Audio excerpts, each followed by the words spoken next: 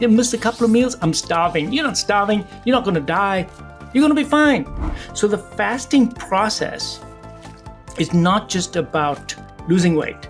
It's about changing your entire cellular mechanisms. And we're supposed to have that. That's what keeps us young. When you're not consuming calories, right? When you're not consuming calories, the insulin levels obviously drop because insulin only is produced when you're taking in calories. So your insulin level drop. And I found through all the research that so what happens now is the body, through all its chemicals and changes, realize that, hey, I need an alternative source of energy. Well, guess what? You do have it in the form of fat because you stored it away for a rainy day. Well, the rainy day has come because you haven't eaten. So when you don't eat and you're fasting, now the rainy day has come and your body has to start mobilizing the fat stores. But the problem is that all of us are hyperinsulinemic. So long as your insulin level is high, those fat stores are locked away. You cannot mobilize them. But when the insulin levels start coming down because you're fasting, now those fat stores, because they get hormone sensitive lipase and other hormones, as a result, the fats start mobilizing. The fats now come in the form of triglycerides to your liver. Your liver will start producing some ketones. And the ketones can be utilized by the body as an alternative energy source. So fasting unleashes a whole new metabolic pathway of energy production through ketones. And you and I do that, or supposed to be doing that, naturally because it's built in our system to do that. Because you are not supposed to be eating every 2 hours, and our physiology is such. It's we're about more than 10,000 years old. And our genetic engineering is from that time when you eat now and you may not eat again for another day or two. And therefore, during those times, you have an alternative source of energy. And we just didn't realize that. We thought there was only one energy source and it was all sugar, and glucose only. But no, there's this other pathway available to us. So what is the advantage of having that alternative pathway? Well, when you use that alternative pathway, you're getting rid of the fat from the body. So you don't develop the obesity that we're getting nowadays. But more than that, the body makes you stronger because you're going in that pathway. Why? Because the body wants you to survive. So when you're in a survival mode, you're going to come back stronger and better than before. Because look, if you don't have calories, you think you're just going to crawl into a cave and die over there and just become weaker and weaker and just, I can't think anymore, and you just crawl. No. Nature wants you to come back stronger, become brighter, smarter, stronger than before, go out and get your food so that you can get back. And that's what this ketogenesis is all about. This new pathway is not just providing energy to you. It's actually bringing you back better.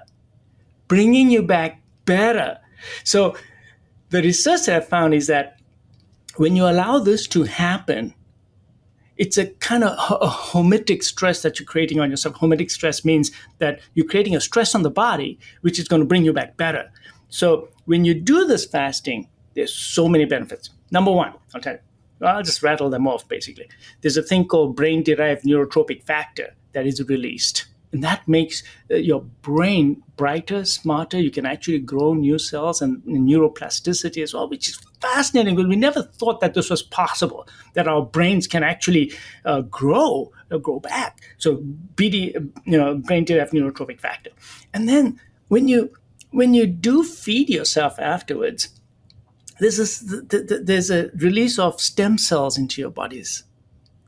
These things don't happen under normal circumstances when you're constantly eating. So this stem cell mobilization is fascinating information. Growth hormone. During fasting, you get growth hormone. You get more growth hormone production during fasting than at any other time. So your growth hormone allows you to maintain your muscles and repair. That's fascinating stuff that's going on inside your physiology when you are in the fasting mode, which you wouldn't at other times. And then there's this thing called autophagy. And I know that a lot of people are talking about autophagy, and you know about autophagy, but for the audience, I'm just going to tell them that when you're running out of fuel and substances not coming in, you're going to take all your intracellular redundant parts of your cells and say, you know what, I'm just going to use these for energy because I need energy, right? So under the circumstances of fasting and some ketone production, you're going to take your intracellular organelles that are redundant, and you're going to basically package them into lysosomes and basically export them out of the cell so that the body can utilize them. Now, what you've just done is you've cleaned up your intracellular debris, as it were. And same thing with old mitochondria. You're going to get rid of your old mitochondria because the body is now saying, you know what, I'm out of fuel here in the house. My fire is getting down. Well, there's this old piece of furniture. I'm going to burn this old piece of furniture. That's what it's doing. It's getting rid of redundant furniture. Now, when you feed yourself again, those parts are going to be replaced. So the science is now showing that when you clean up your mess in your cells and then you do feed yourself again, you're going to get new mitochondria. You're going to get better intracellular functions, and energetics is going to get better in the cell. So I have found, especially right now with everything that's going on with post-COVID and the patients coming in with no energy whatsoever, and I tell them to do fasting, the energy gets better. And I said, why is that? It's because they're getting mitophagy, their mitochondria are getting better. They're getting new, better mitochondria. So the fasting process is not just about losing weight. It's about changing your entire cellular mechanisms. And we're supposed to have that. That's what keeps us young. Our telomeres also get longer when we're doing this. They don't shorten so fast, I should say. So there are so many biochemical changes, Drew. It's crazy that we didn't take advantage of this pathway before. So everybody gets into a ketotic state at a different level of their fasting. It just depends on what your diet has been before, how much sugar you've been consuming in your diet. But let's say that, like, I eat once a day. That's what I do. So for me to get into ketogenesis is very easily. I start spilling some ketones very quickly. By about 16 hours, I'm already got some ketones in my urine. So I know that I'm in that pathway. Others may take them a little bit longer, but then slowly it becomes shorter and shorter and shorter. So you start producing some. So what I'm saying is that you need this metabolic flexibility to become healthier. And to heal some of the bad things that have happened as a result of our lifestyle and diet. So fasting has, to me, as you said in the beginning, as a cardiologist, I realized that when you first start your fasting, you're going to get rid of your addictions. It's going to be a tough process for a couple of weeks. Then you start fasting 1 day a week. Skip one meal a day, maybe for 3-4 days, and then skip 2 meals a day for the next week or 2 weeks, so that your body's getting used to it. Look, I didn't die. Nothing happened. I missed 2 meals, but I'm still here. I felt okay. And it empowers the patient to say, I can do better. And then the next time they say, evening came about. It was supposed to be my meal. I'm not hungry.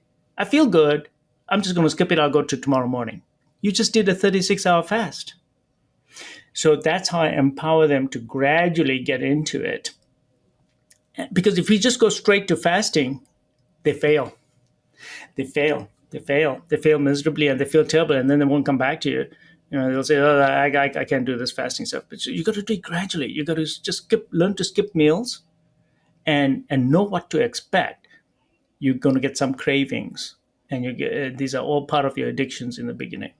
Then you're going to get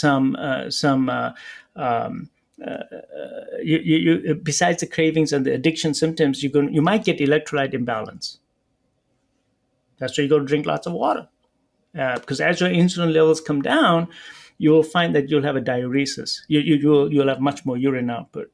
So you need to replace sodium, because with insulin, when your insulin levels are high, you hold on to salt and water. When your insulin levels come down, you start mobilizing all that. So you start having a diuresis. I'm making so much urine, and you're losing salt. So if you get cramps and you're getting cramping in your legs and arms, I tell them to take a little bit of salt with the water, and they start getting better.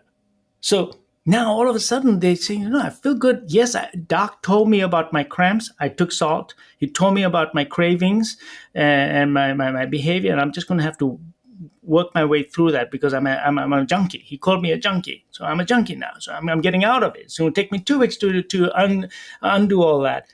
And after 2 weeks, they feel empowered. I did it. And then they start feeling better. The mental fog is gone. They're sleeping better. Their memory is better. And at the end of the day, they just feel so much energy inside them. And they say, doc, I never felt so much energy before. And they will go and they work out in the gym. They're actually holding on to more muscle as well because their growth hormone levels are higher as well. So they come back and they tell me all this. I feel great, doc. I don't know what it is, but this fasting stuff is really working with me. And if they're really obese, once they've reached this stage, then I make them do a 3-day water fast. So first you got to do all this. You got to graduate. You can't just go to university. You first got to go through high school and get through all this stuff. So I make them go through all this and then say, okay, now you're ready. You're going to do a 3-day water fast. And then it's just water for 3 days. And then we get better results. Yeah. One clarifying question that I have is that, for example, because I know a lot of people are paying attention, watching this on YouTube or listening on the podcast, for those that might find themselves in that same category, would you say, generally, time restricted eating, not having food between a certain, period of time, having like an earlier dinner and a little bit of a later breakfast, doing a basic practice that would fall under the world of fasting, of time restricted eating. I think generally, most people would regard that now. Even mainstream medicine would say like, that's safe, that's all good to go. Then there's like the longer fasts that are there. There's the intermittent fasting, and then people working themselves up to like a 24-hour fast. And you've done some great videos on this, and we'll link to those as well. Would you say in the category of a 3-day water fast, that's something that people can navigate on their own, or should they really have some connection to, a medical professional like yourself or somebody else that's out there? Do you have any opinions on that? That's a great question. So if you are on insulin, this is very, very important. If you are on insulin and you're fasting and you're still taking insulin, you're going to get hypoglycemic.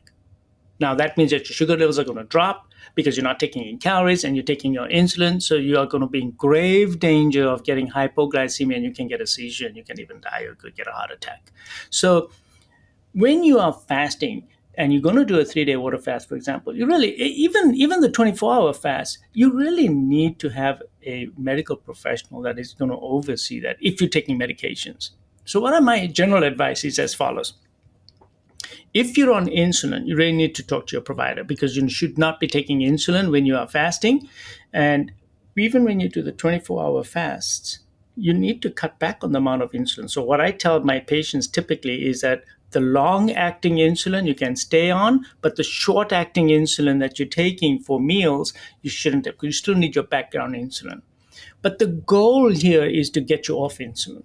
So I'll tell you right now, I've taken about 150 patients off insulin in the last few years. So they've come to me on tons of insulin. So I think that when you're fasting, you do need medical supervision if you're a diabetic and you're taking insulin. Now, if you're taking oral agents for diabetes, for example, then what should you do with those on the days that you're fasting? You shouldn't take them. You shouldn't take them if you're fasting for 24 hours or more. So on the 3-day water fast, I tell them don't take it, but they can take all the other medications. So they may be on medications for cholesterol or gout or anything else. Fine, you can stay on those medications, but nothing that's going to lower your blood sugar. So you got to be a little cognizant of that. And then same thing for blood pressure medications. You'll notice that your blood pressure goes down when you are fasting. So watch your blood pressure. So what I typically do is 2 things. I tell all my patients, get a blood pressure cuff. You need to monitor your blood pressures on the days that you're fasting or starting this whole program. Number 2, if you're on insulin or if you're a diabetic, you should get continuous glucose monitoring, the device that you put on your hand. I think that's amazing because that'll empower you to know that your symptoms you're having right now are not due to low blood sugars, and you can basically be confident that you're not hurting yourself, and you get more confidence. And yes, the sugar may go up because you didn't take your insulin shot. So it goes up from, let's say, 150 to 200 or 250. That's not going to bother me that much because that temporary increase in your blood glucose level is not going to harm you that much because it's temporary, and then it'll come back down again. So if you look at the effects of glycation due to high sugars, that effect, that detrimental effect on your proteins through the glycation end products, is not as deleterious as having that high insulin level and inflammation in your body. So I kind of let the sugar run a little bit higher and make sure that they don't become hypoglycemic, because that's the problem. So when you are starting this program and you start skipping meals, it's a little bit easier without supervision. But once you start getting a little serious and you're only eating once a day or doing a fast more than 24 hours, I think you really need to have a doctor or somebody who knows a little bit about this involved in your case. And that's kind of hard these days because a lot of people are still not on board with this fasting issue. But it's a great question. I think that generally speaking, you do. Now, I tell you, I got a patient that came to see me from South Florida, and he was on his 83rd day of fasting. Only water. 83 days. Drew, I looked at this guy, and he looked amazing. And he felt amazing. And he didn't have all that skin, all over his face and under his arms and everything else. And that's because when you do this type of fasting, you lose weight, and mostly fat, but also your skin shrinks. So it's a different type of weight loss than when you're losing weight by eating 5 small meals a day and doing caloric restriction. I've definitely seen a difference in the way that patients present. But this guy was 83 days, and I was shocked. I said, this is amazing. And so I have a blood lab. Immediately did his electrolytes in the office. Normal. Wow. CBC, normal. Are you on any medications now? No, I was on diabetes medications. I was on blood pressure medications. So he's on nothing. The guy looked amazing. So he weighed 385 pounds. He was down to 230 pounds. So I said, okay, so according to the scale, I want you to come down to about 190. I think that'll be the perfect weight for you. And he just called me. He broke his fast. So I told him to take some bone broth and broke his fast gently.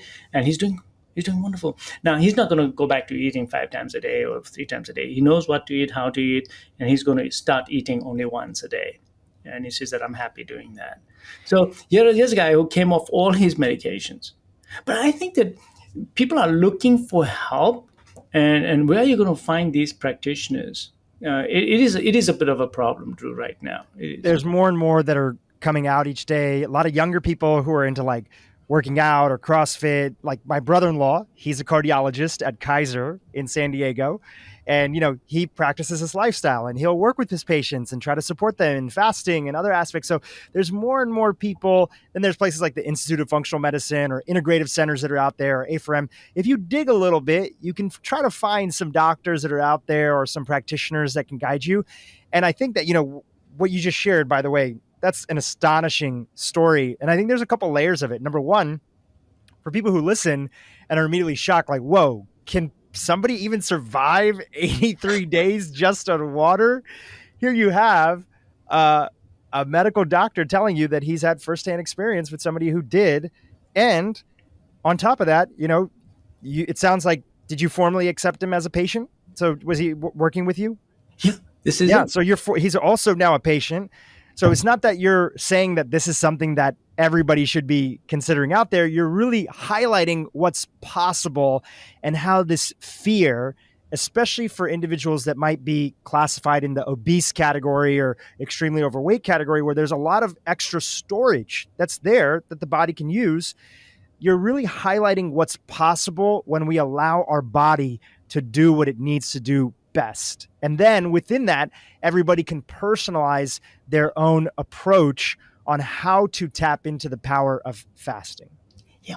And the fear factors need to be eradicated. Number one, I'm going to run out of vitamins. Well, your liver and other parts of your body can store up to 2 months worth of vitamins. And when I did the research, I was shocked. Yes, there are plenty of vitamins that are stored. And that's what it's for. It's for a rainy day. The body was designed in a very supreme fashion. to be able to do that, to store the micronutrients in your liver. So you don't need to be popping all those, oh, I haven't eaten for 2 days, so I need to take my multivitamin. I need to, no, you don't have to. Now, of course, if you are nutritionally depleted from the beginning, and let's say you did a spectrocell blood test, which is a test that can look at all your micronutrients, and if what is missing and you're really depleted, yeah, you might need to take some supplements. But, for most patients, they don't need to do that. Number two, fats. There's plenty of fat storage in your body. If I take away all calories from you today, the average person can go at least 30 to 40 days. And I'm not saying that you should, but they can. So the fear factor needs to be taken. People think that, oh my God, you missed a couple of meals, I'm starving. You're not starving. You're not going to die. You're going to be fine. Your body is supposed to have that physiology. You're supposed to subject your body to this type of flexibility.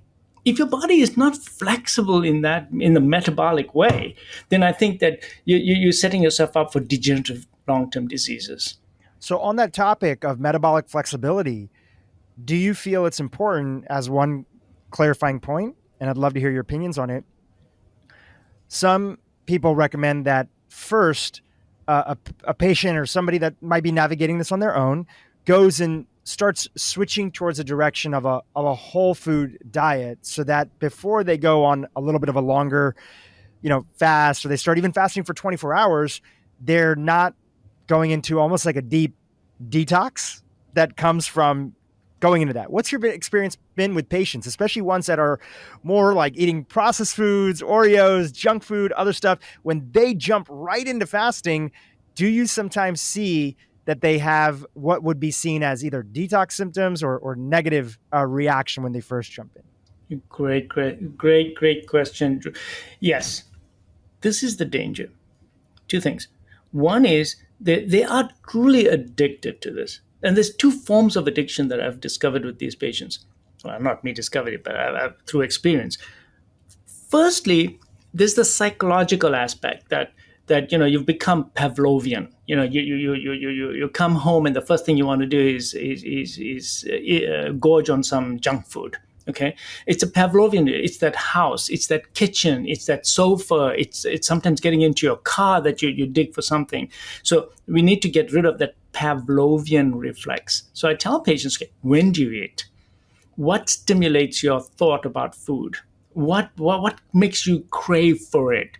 Is it certain friends that make you do it, or a certain environment that do it? So those are all psychological cues, and then the second part of it is the true chemical addiction, which I do believe that is really true, because these processed foods, especially sugar is number one. It goes to the dopamine center. And now all of a sudden, the next time you eat sugar, you need more and more of it. And there's cravings. But you know what? Worse than the cravings, I have to point this out. Worse than the cravings are the fact that it changes your brain completely. There's actual neuronal pathway changes that occur in your brain. So when you are eating all those Oreos all the time, you've already got those pathways built into your brain, where the rostral pathways from your dopamine center and limbic system, which go to your frontal cortex, they downregulated. Now, what does that mean? That means that when you're addicted to that type of food, you can't think straight about that food. That means you've become a little dumber about the intelligence of your diet and your control over your diet, because it wants to continue to be addicted. So you don't get so smart about it, okay? Because if you get smart, you're going to not be an addict anymore. So it makes your frontal lobe go down in its function. And then it goes to the hippocampus. So there's connections that go to the hippocampus that actually make you remember that wonderful feeling that you had when you ate 5 really bad processed food items in a matter of 1 hour. So you get that. You got to break all these down. So yes, you're absolutely right. To break those neuronal pathways and the habit pathways, you got to bring in this slowly. So I do discuss with my patients, how far are they along the path of this processed food addiction, and what is their consumption? I mean, today it's really sad that almost 57% of all the calories that they're consuming these days are coming from processed or ultra processed foods. So you got to bring that number down. So changing the content of the diet first before we even introduce fasting. I think you're very right. You got to change what they're eating first. Because if you just go straight into dieting, they will get a lot of withdrawal symptoms. And then, as I said, they're going to be so dismayed and feel so bad, they'll fall off the bandwagon. They'll never come back again. So do make the change. You got to give them alternative foods. You got to show them that these foods are the ones that are non-addictive foods, that you got to get on, which is basically whole foods, real food. If it looks like that in nature, eat it. If it's going to go bad, eat it. If it's got a barcode on it, be suspicious. Don't touch it. If it's got a food label on it, be suspicious. Try not to read it or eat it. Just get rid of it. As a functional medicine doctor, seeing patients for 30 years, doing literally millions of tests and hearing tens of thousands of stories and following people, it's very hard to convince yourself that there is one way that we should all be eating. Keto, paleo, vegan, raw, low carb, low fat, high carb, whatever the latest dietary trend is. And I realized that, it's very much an individual biological issue and an individual preference issue. And so I never force people to do anything, but what I try to help them understand is what's good for them and their bodies. So I try to get people to not let their ideology overrun their biology. You can say, well, I want to be vegan to save the planet and to be healthy. And it turns out that might not be great for you. And by the way, it might not save the planet the way you think, and we can get into that. But I think there's a lot of effort to try to get rid of these extremes and say, look, what are the things we all agree on? And the origin of the vegan diet was basically, I was on a panel with two friends of mine. One was a vegan cardiologist, the other was a paleo doctor, and they were fighting like cats and dogs. And I was like, man, if you're paleo and you're vegan, I must be pegan. And everybody laughed. And I thought, oh, that was a good joke. and then I went home and I was thinking about it on the plane. I started writing a blog. I was like, wait a minute. What are the principles of veganism? What are the principles of paleo? They're identical, except for one thing, where you get your protein. Animals or grains and beans. They both don't want you to eat dairy. They both think we should eat whole foods. We should eat lots of vegetables and fruits and nuts and seeds and good fats. And we should eat in a way that's, good for the planet. I mean, there's a general consensus about the fundamental principles. And whatever health promoting eating people are considering, it's all focused on how do we make ourselves healthier and often how do we make the planet better. And within that construct, what we have in common is far more than there is differences, and certainly far more in common with each other than with the traditional SAD diet, the standard American diet, which is 60% processed food, which is the number one cause of disease and death in the world. So I decided, well, I better just sort of look at what are these foundational principles and what are the things we should really be focusing on. And I think, if we look at, how do you design a diet that's going to be good for you? And good for the planet, and maybe even good for your wallet. One, the overarching concept of the vegan diet is that food is medicine.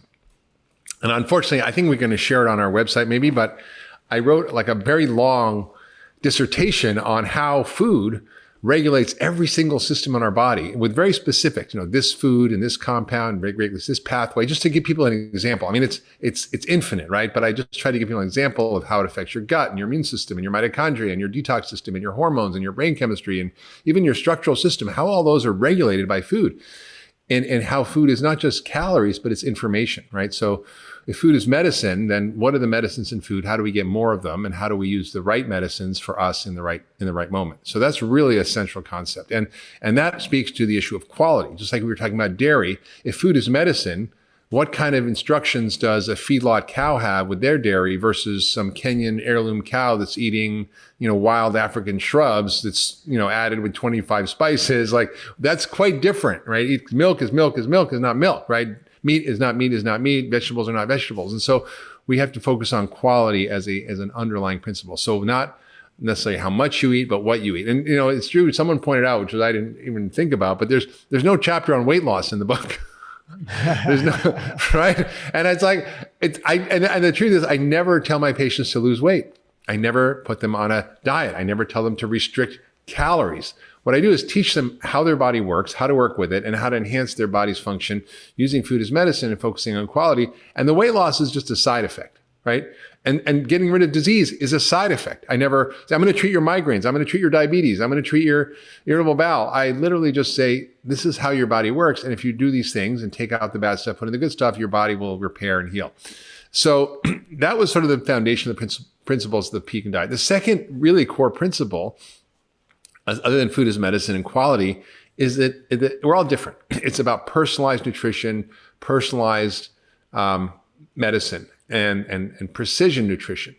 And that may mean, one person might do really well on a high-fat keto diet. Another person, it might be deadly. Another person might thrive on a vegan diet. Another person might be really harmful.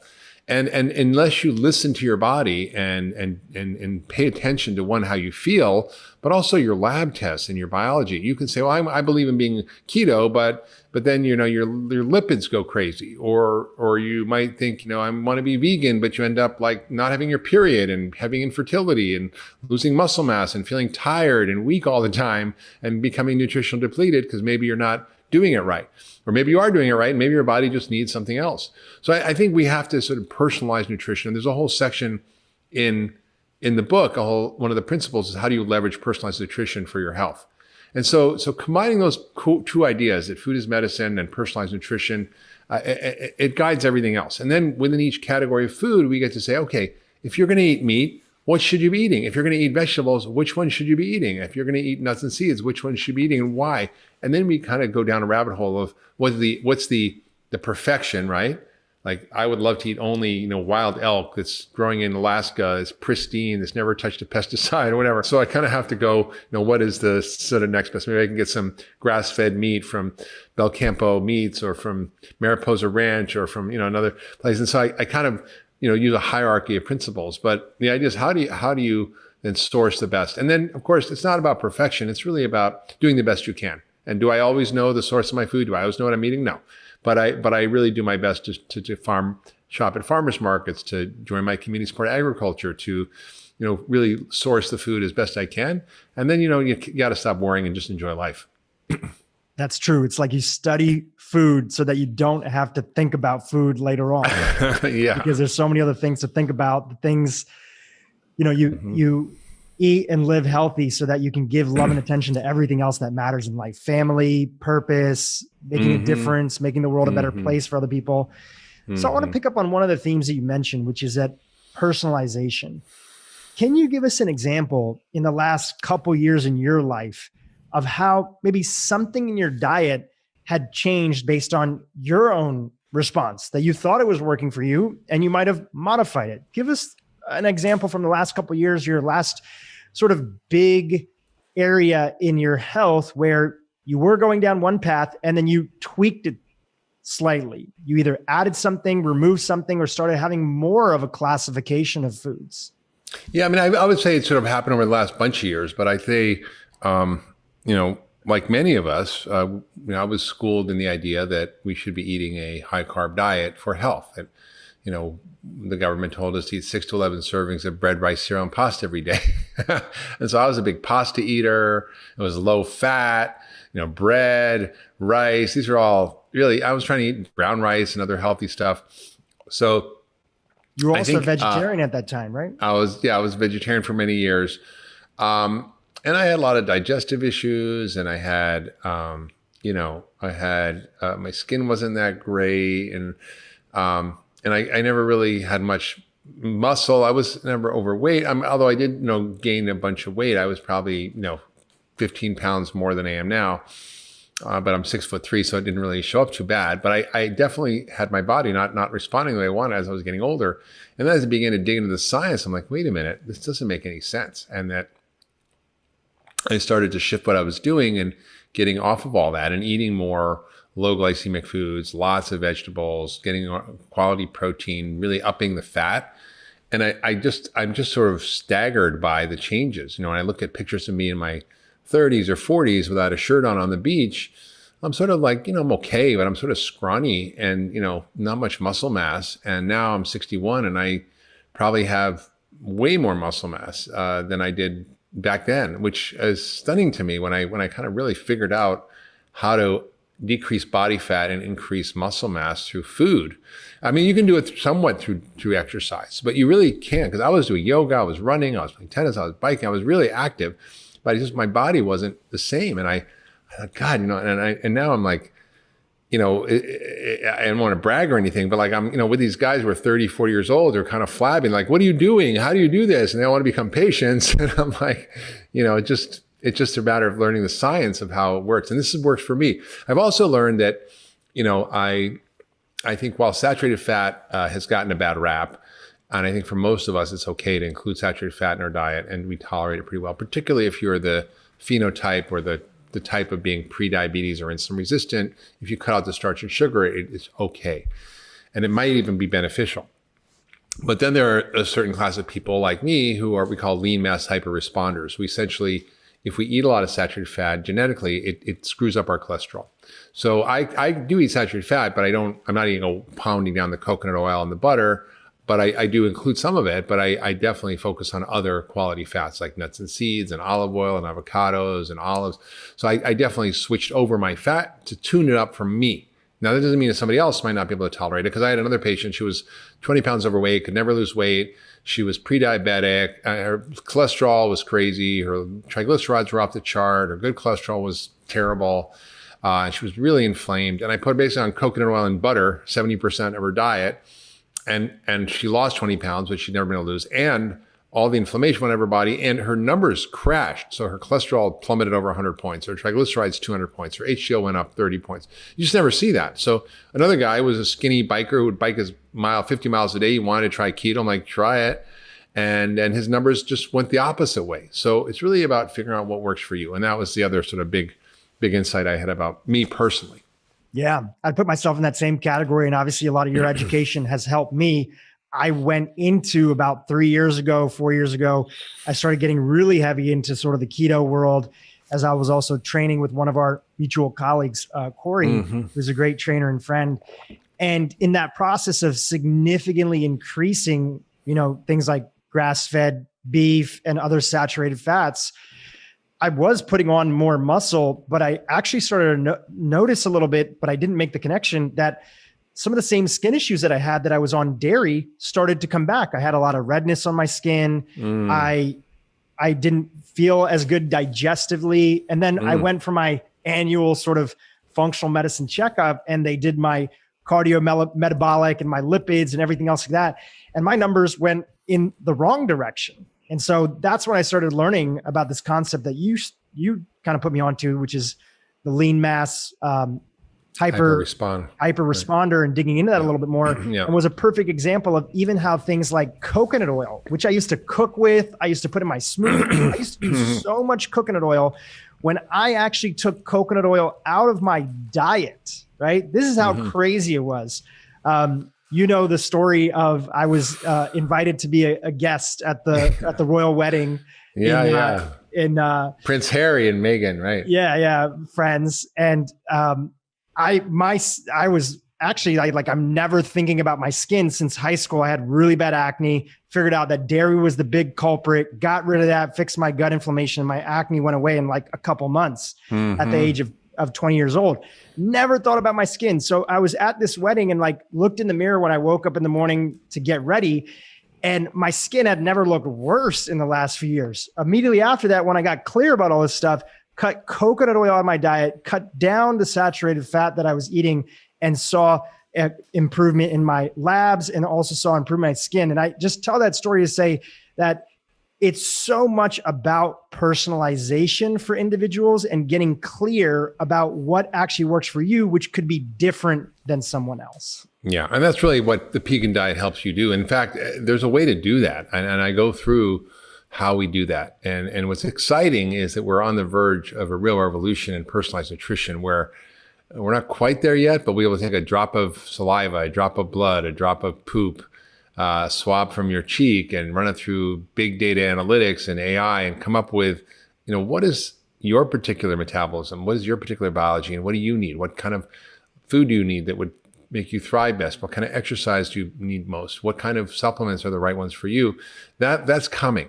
But absent that, I've been doing personalized nutrition for decades, and through the functional medicine perspective, it's not that hard. First, you take a good history, right? You take a good family history. Is there a lot of diabetes in the family? Is there Alzheimer's? What are the potholes that they're genetically at risk for? And then what is their particular story of their dietary history, their lifestyle, their health issues? And then you can kind of tease together from that what's going on. And then there's testing. You look at deep nutritional testing. So I look at all sorts of things like amino acids, fatty acids, vitamins, minerals, antioxidant levels, organic acids, all the things that help me determine what this nutritional profile is. And I look at the hormones and the metabolic issues, insulin, blood sugar, lipids in a very specific way, like looking at levels of a particle number and particle size, looking at inflammation. So a lot of things that guide me.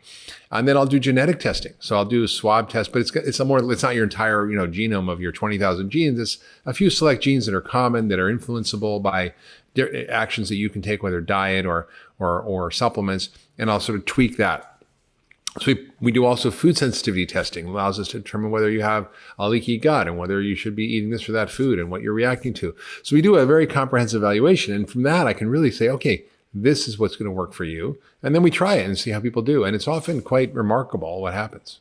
And for folks that don't have access, right? We just did a whole, again, Ask Me Anything. And somebody was asking, why is functional medicine so expensive and other components? And yes, it's really unfortunate. Insurance doesn't cover it now, but maybe it would in the future. And for folks that are reading your book, Vegan Diet, don't have access or don't have the ability to go to a functional medicine doctor at the moment, like at the Ultra Wellness Center or past podcast guests, is there a way that they can begin to enter into the phase of personalization, but do it as kind of like self, quote unquote, diagnosed? Yeah. You want to be really smart about it, but I think, there are ways to figure it out yourself. And, and the best doctor in the room, what I just say is your own body. So you listen to it, try different things, see what happens. Do an elimination diet, then add back food, see how you feel.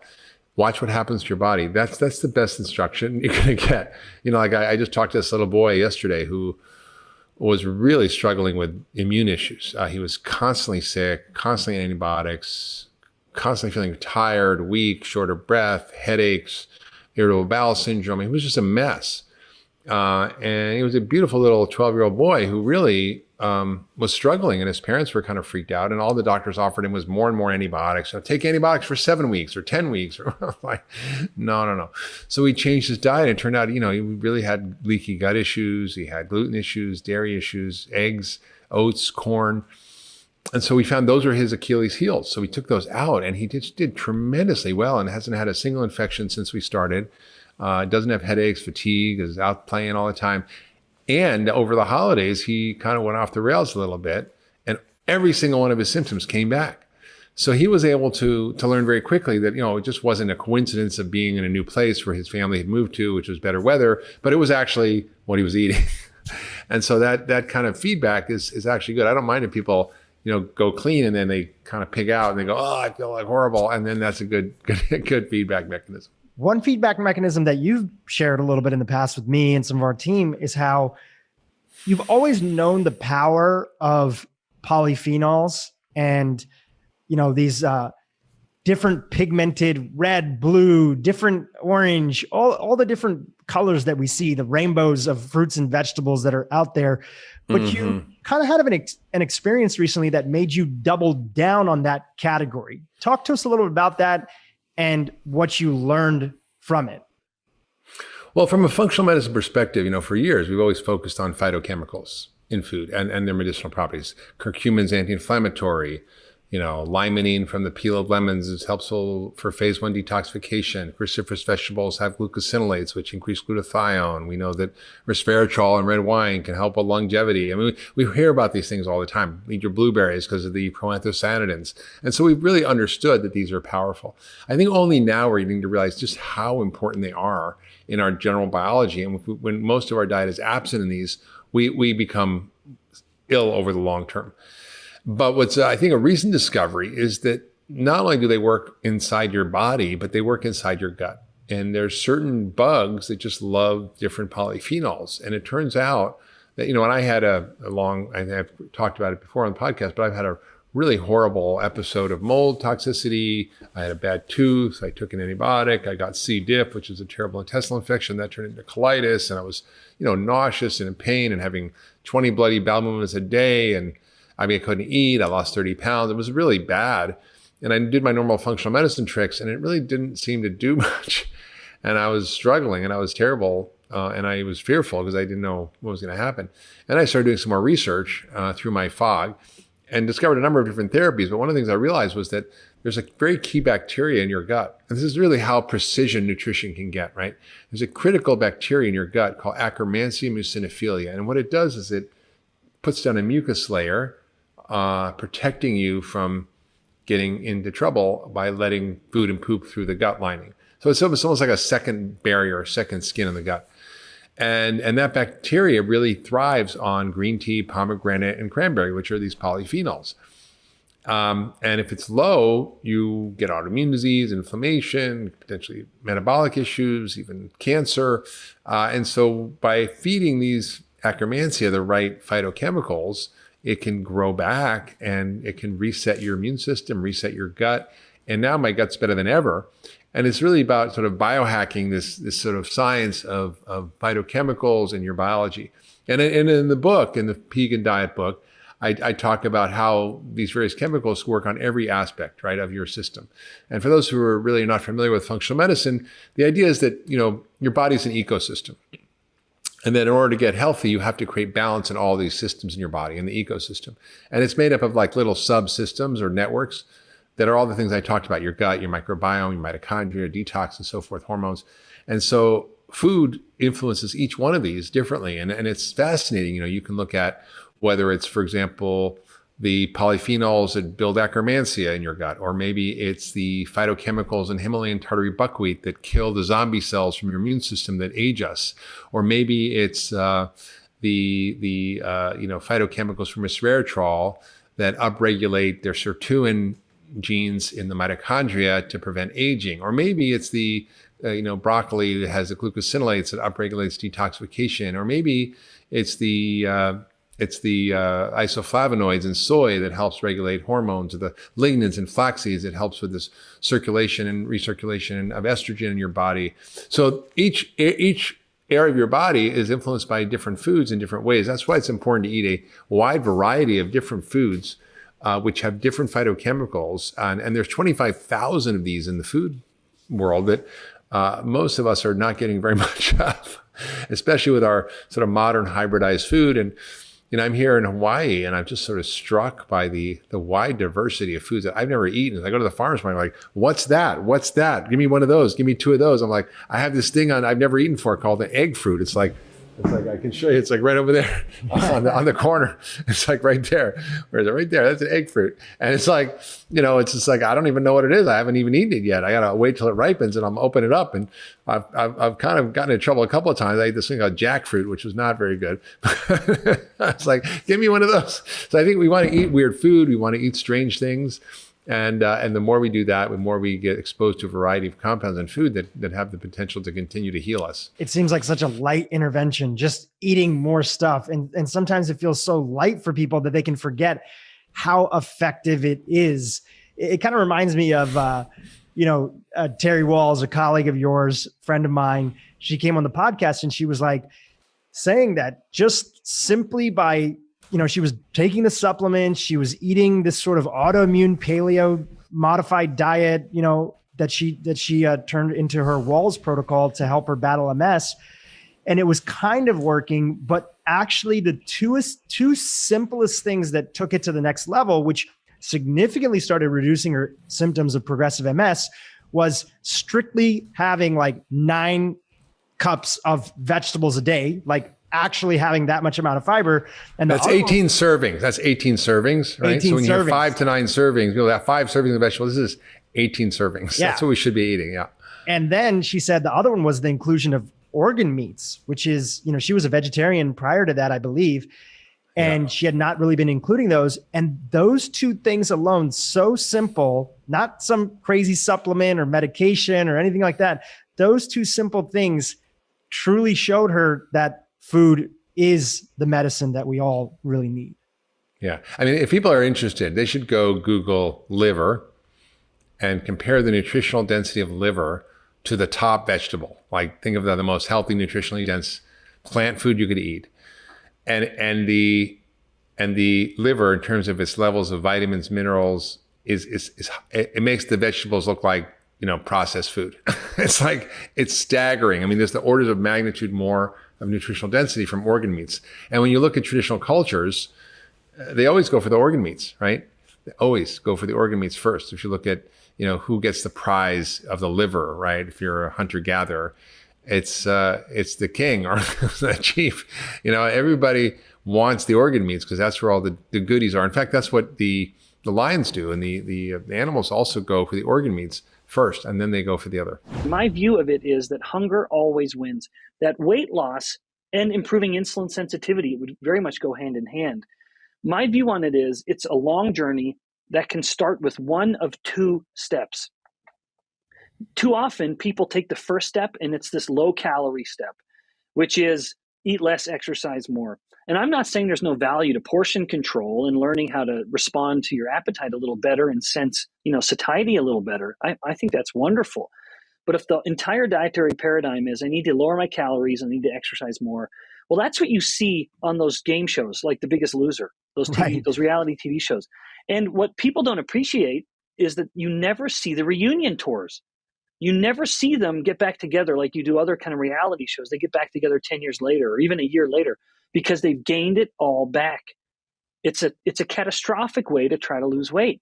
So the New York Times did a whole expose and followed up with a lot of those individuals who won from The Biggest Loser. And in almost every instance, except for I think two of the people they highlighted, they had all not only gained back the weight, but most of them were actually heavier than before. Yep, that's right. Yep, it ends up being catastrophic, to put it mildly. So if the weight loss, improved metabolic health journey is starting with this kind of low calorie, eat less, exercise more paradigm, I believe it's doomed to fail because hunger always wins. So you need to have a paradigm that isn't starting with hunger. And in my view, it should be the first step being control insulin. Don't worry about hunger. If you're hungry, eat. If you're not hungry, don't eat, and kind of renew your sensitivity to your own satiety signals. But with that paradigm, I think it's a little encouraging, again, because it's not based on hunger, and it's not based on this view of depriving yourself of delicious, satisfying food, where it is just kind of like those three things I mentioned. Control your carbohydrates, prioritize protein, and don't fear fat. And there's a little nuance within each of those, but the proof is in the pudding. In collaboration with a local clinic 3 years ago, we took 11 women and these are middle-aged to older middle-aged women who had just been diagnosed with type 2 diabetes. And I knew the clinician well enough that we kind of conducted this approved kind of pilot study. But basically the conversation went with these women.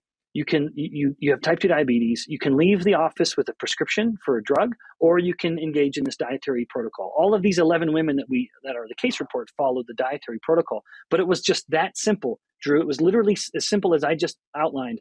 Control your carbohydrates, and again, a little more nuance. Prioritize protein, don't fear fat. And within 90 days, there was no clinical evidence of type 2 diabetes whatsoever. The A1C had dropped 3 points. The glucose was in a normal range. They'd lost about 20 pounds. And the retention was fantastic because it was not based on hunger. Now, however, I do believe calories matter. And so my view is now that's the second step. So the first step is control insulin. Let's see where you get by just controlling insulin. You're going to lose weight. You're going to become more insulin sensitive, all the benefits that come from that, which are myriad. Now, if a person has plateaued and they still sense that there is room for improvement, now we can start to focus on the energy aspect of it. But then I think it should just be a matter of structured fasting. That is where I think we really lean into fasting, where it's not viewed as a low-calorie effort. It's not starvation. It's just structured fasts. But that's the second step. A person has learned, they've learned what it feels like to have an empty stomach. They've learned to appreciate that does not mean they're hungry, that they don't need energy, that they have plenty of fat stored as energy in their body, and they can kind of go through that phase. But that's where I think it's a fast. So the first step is low insulin by controlling those macronutrients. The second step is controlling energy by engaging in structured fasting.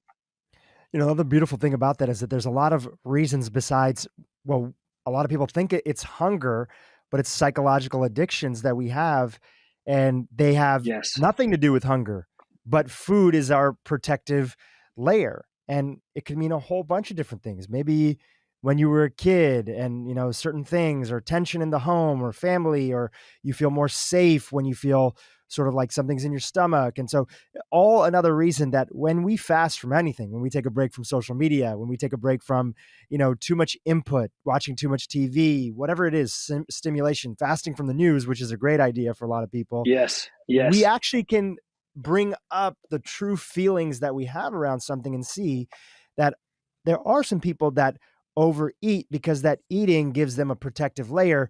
But if you can sit with that and actually see what comes up for you and see, are you lacking a sense of connection, or are you lacking a sense of faith in your life? Are you lacking community and tribe? Do you want to, address this deeper root that's there that makes you feel like you're not whole, that you're covering up with food? But in my experience, I tend to see that it's harder to find that and get to the source of that addiction. I'm using that broadly here. Mm-hmm. It's harder to do that when we have a diet that's constantly putting us on that roller coaster of glucose throughout the day and firing off dopamine in a way inside of our body, that we're getting that hit of our blood sugar going up and then our blood sugar crashes afterwards. So it's a lot easier to address those things when you're approaching it from a more stable point of view. Any thoughts on that? Oh, yes. You're touching on the kind of deeper aspect here, where I'm always very quick to tell people the concepts, and as I just described them in a couple minutes,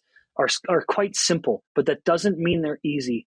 Because when it comes to changing diet, you were talking about deep-seated habits, and yes, dare we say addictions, where people have all kinds of addictions to all kinds of different things, including, I heard a talk of an expert talking about eating disorders.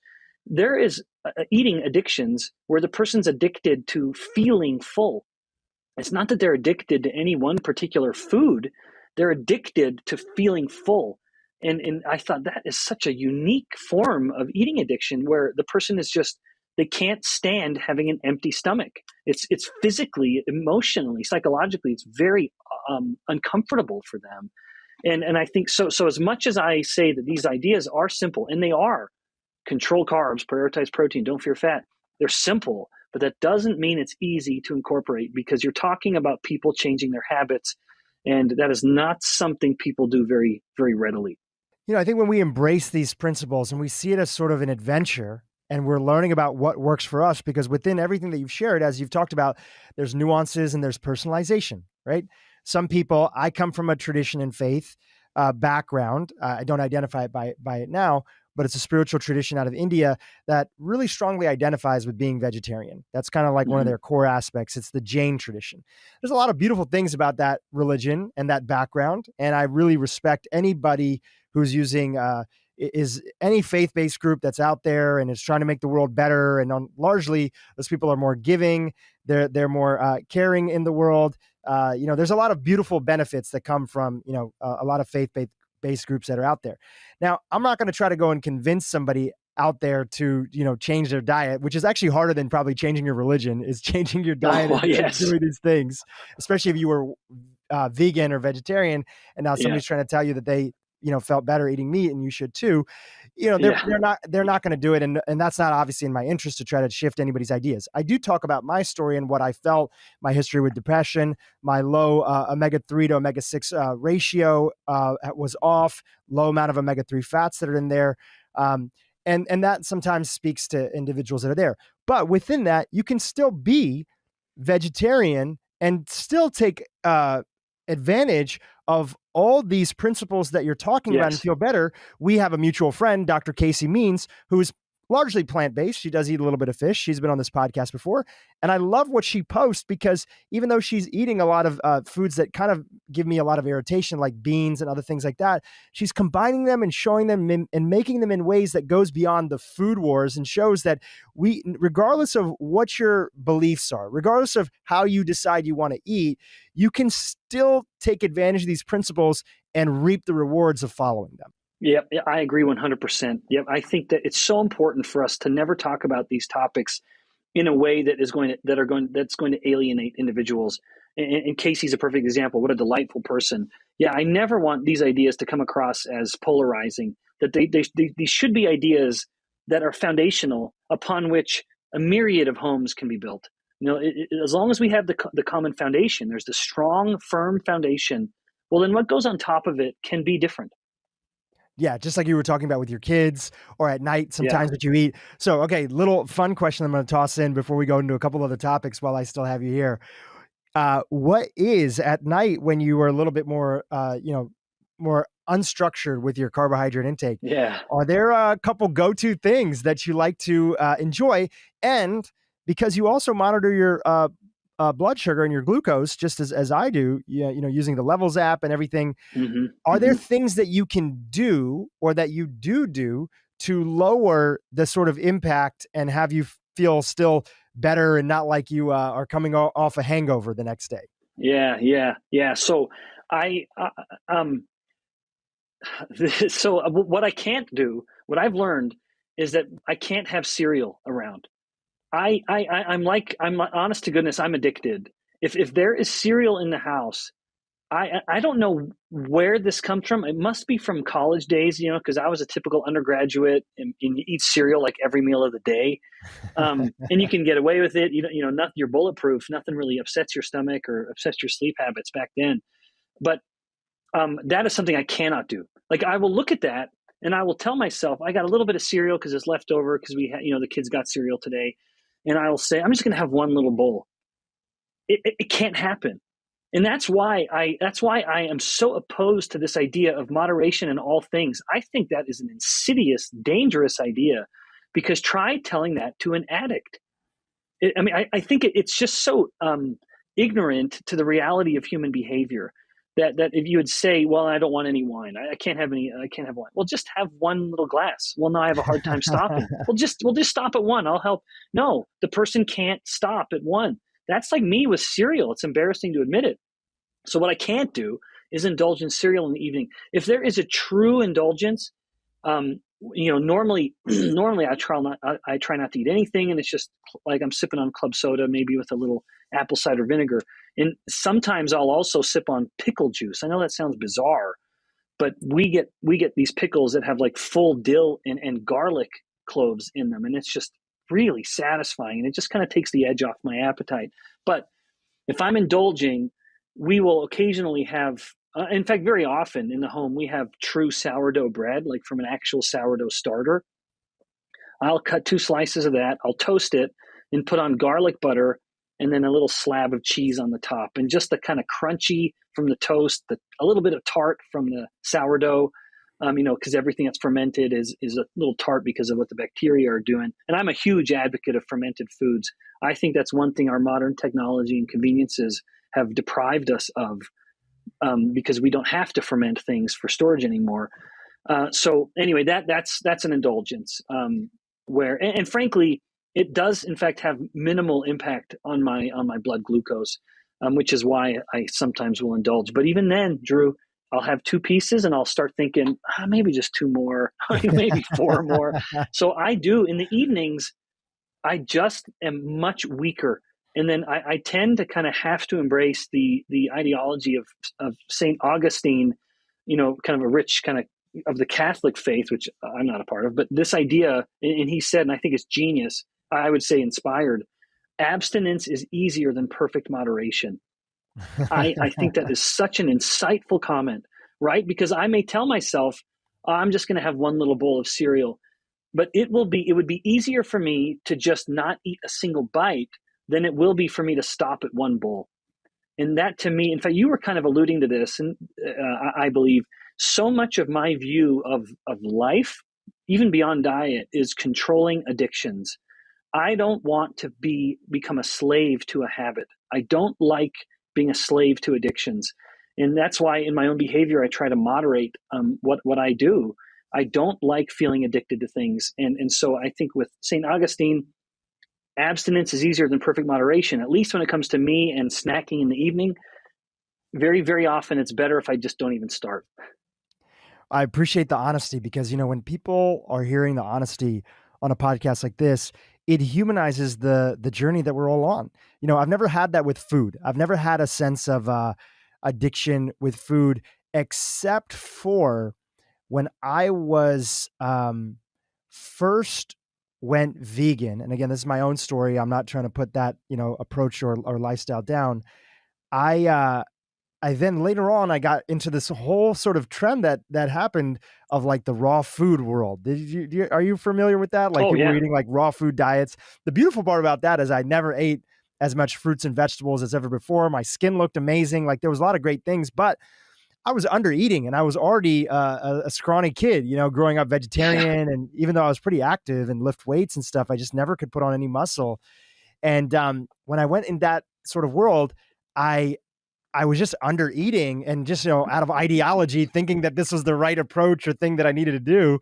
And then I'd have these binge moments where I'd go and want to eat all the food that I could get. And that was my body's way of being like, we need more calories, inside of there. So outside of that, I've never really had that with food, with addiction, but I can relate to you because I've had that with video games. There was a period of time where I really had to actually take a step back and say, I think I have an addiction to video games. And it was in college, just like your cereal addiction probably started in college too. Yeah. Mine started in university. And then at that point in time, I just decided, you know what? Video games are great. It's an opportunity to connect, but I just don't want to play them because I know my tendencies and I know that I can want to beat this game and I get so into it. And I have so many other productive things in my life that I want to do. I want to spend time with my, wife. I want to build companies. I want to interview incredible experts like yourself. So it's just easier for me not to go down that pathway in the first place because I know my brain leans towards that addiction in that topic.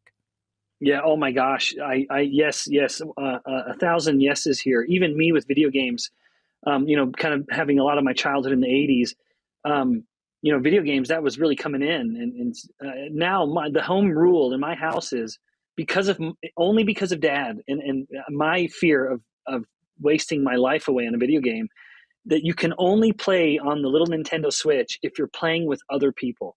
That's the rule. Yep, that's right. No solo playing. And so you're playing with others or they're there with you. Like if my little boy is playing a kind of solo player game, going through a dungeon or whatever, then I'm there with them and we're talking about it, where it has to be something social. Or if my girls are building a little home on a Nintendo game, then and I'm talking with them about it. Like, oh, you picked the bamboo flooring for that. That looks really nice. I want it to be social for many reasons, to foster familial bonds, certainly, but also just to try to let video games be a bonding moment and not lead into the addictive tendencies, because almost always if it's addictive, you're doing it on your own. You don't want other people doing it with you. The way I really frame food is that food is molecular information. And really, when we go out and eat, we're choosing what molecular information we want to put into our bodies, because that information is going to determine how our genes are expressed, how our hormonal pathways are signaling, and how our cell biology works. And now that we understand, we're at this exciting point in the scientific sort of world where we really understand cell biology on a very, very deep level and how food compounds are interacting with that. And so that's really, the framework through which I, go to the grocery store. I'm going to the grocery store on a micronutrient molecular information hunt. Like, how can I get these things in my body, polyphenols, antioxidants, micronutrients, to serve these cellular biology pathways? And really, glucose fits right into that. I know that high glucose spikes and big peaks and valleys in my day, that is molecular information that is damaging to my goals and my overall health and longevity. And so I'm looking for opportunities to really keep that down. I know that those big spikes are going to cause big insulin releases, change my hormonal milieu in my body. They're going to cause oxidative stress and glycation and potentially inflammation. And so, you mentioned that wellness is becoming very sophisticated. I think that's true. And I think it can be kind of seen as a luxury to have access to this level of sophistication, like tools, wearables, things like this. And that's true. I think part of the reason it needs to be sophisticated is because we're kind of dealing with a sophisticated adversary or enemy and I don't want to use the word enemy, but we're in a very complex food ecosystem where we are being told that so many different things are healthy. There's loud voices in the nutrition space. We have a government that subsidizes disease promoting foods.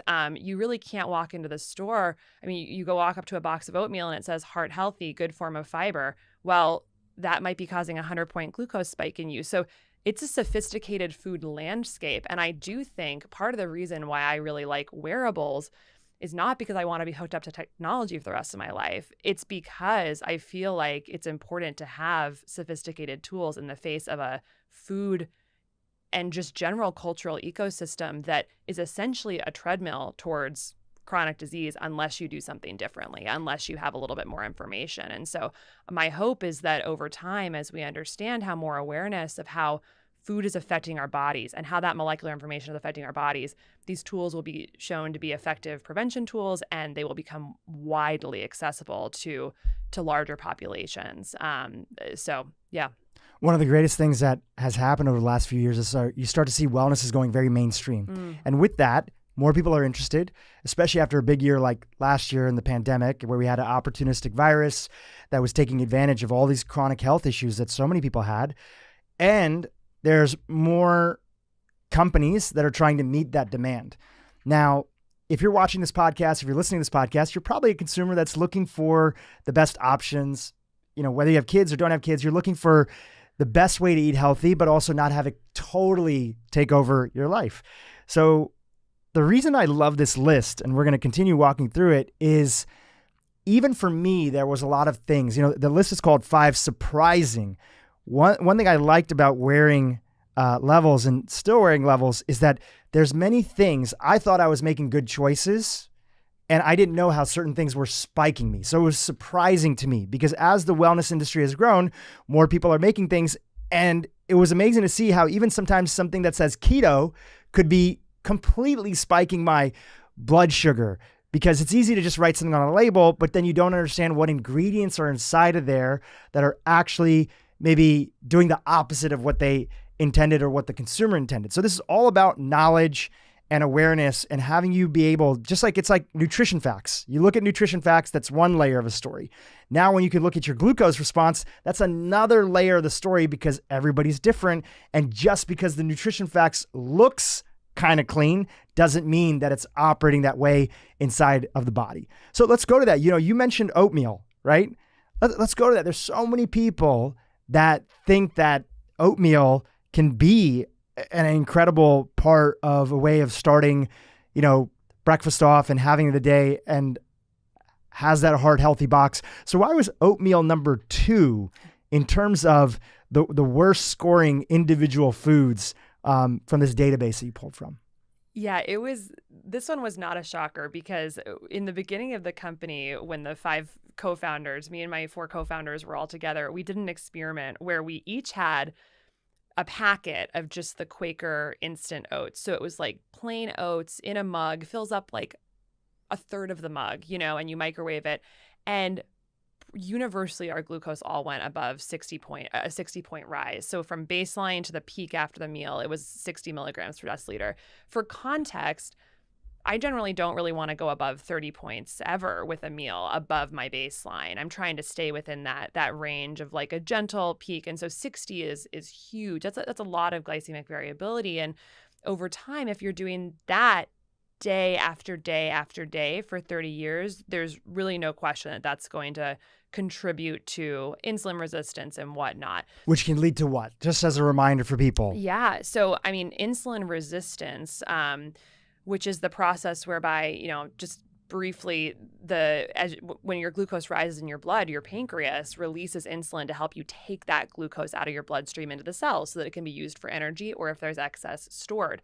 Over time, as you spike your glucose over and over and over again, which is what the average American is doing with our highly processed food diet and being told to eat, six small meals a day or lots of snacks, you're having these spikes all the time, these insulin spikes all the time. And over time, the cells say, oh my gosh, this is so much insulin that we're seeing. We're going to become resistant to it because it's too much glucose for us to process. And then the body overcompensates by making more insulin. And so you end up getting high insulin levels. And then over time, the glucose starts rising in the bloodstream. That extra insulin can't, push more glucose into the cells. And that's really the pathway towards type 2 diabetes. And what we've learned is that that process of high insulin, high glucose levels underlies most of the chronic illness we're seeing in our country, most of the big killers that we're seeing in America and the Western world right now. So obviously Alzheimer's, diabetes, cancer. Exactly. Obesity, diabetes, Alzheimer's, cancer, chronic liver disease. I mean, we're seeing Heart literally disease. fatty liver disease in children now, heart disease, stroke, and then so many other things that don't necessarily kill you, but that make life more difficult. So things like infertility. The leading cause of infertility in the United States is polycystic ovarian syndrome, which is a metabolic condition where insulin is stimulating the ovaries to make too much testosterone, and we get infertility and menstrual irregularity, erectile dysfunction, insulin resistance in the small vessels of the penis cause a lack of blood flow, and we get erectile dysfunction, depression, anxiety, acne, chronic pain, gout. It's amazing. So it's really underlies so many of these things and very directly is related to 8 of the 10 leading causes of death in the United States. So something we all want to be thinking about. So and so sort of circling back to oatmeal, we saw these really consistent results of high glucose values after eating oatmeal for breakfast. And a couple things with that. So in terms of optimizing this, does this mean we should never eat oatmeal? Not necessarily, but it means we can definitely learn from it. So there's different types of oatmeal. There's rolled oats, which are sort of a processed, I would say, semi-refined version of oats. There's also steel cut oats, which are less refined. And then there's groats, which is actually like the whole, it's a very hearty form of oatmeal that's almost like chewy and feels like a grain. We've definitely seen better results with the steel cut oats and the groats. You can also modify the oatmeal. So, avoid adding the sugar or drinking it with a glass of OJ and add the fat, protein, and fiber. So some nut butter, some walnuts, some chia seeds, maybe some flax seeds, and maybe a few low glycemic berries. That's going to look very different than just pounding rolled oats, which is basically going to turn into straight sugar in the bloodstream. And just take a walk after breakfast, 15-minute, 20-minute walk, get moving, start soaking up some of that glucose into the muscles. There's lots that you can do to really modify that response. But and all of this is anyone can do this with or without a continuous glucose monitor. But what I love about the tool of having the CGM, the continuous glucose monitor, is that all that food marketing that's on the box, heart healthy, great source of whole grains, high in fiber, that's all great, but that does not mean any of that's true for your body or that it's actually having a positive effect. And an objective data stream cuts right through all that marketing language and tells you exactly whether it's right for your body or not. And to have that power so you can actually have agency in the face of all of this food marketing, I think that's really invaluable. Yeah, absolutely. And I think there's more and more people aware of oats. And I just see a general movement. I'm talking about in the very sort of small wellness community that we kind of all are in the podcast world of me and Dr. Hyman and Max and Kelly and, all these really great people that we're surrounded with, many of them that are in LA. But what I still see a lot of, which this links to, is I still see a lot of people drinking oat milk. Talk to us about oat milk, because that was one of the first things that showed up in my score as one of the lower items that was there. And usually oat milk is one of those things where you're not usually having it by itself. There's not a lot of people that drink straight oat milk. They're usually mixing it into a smoothie or having an oat milk latte.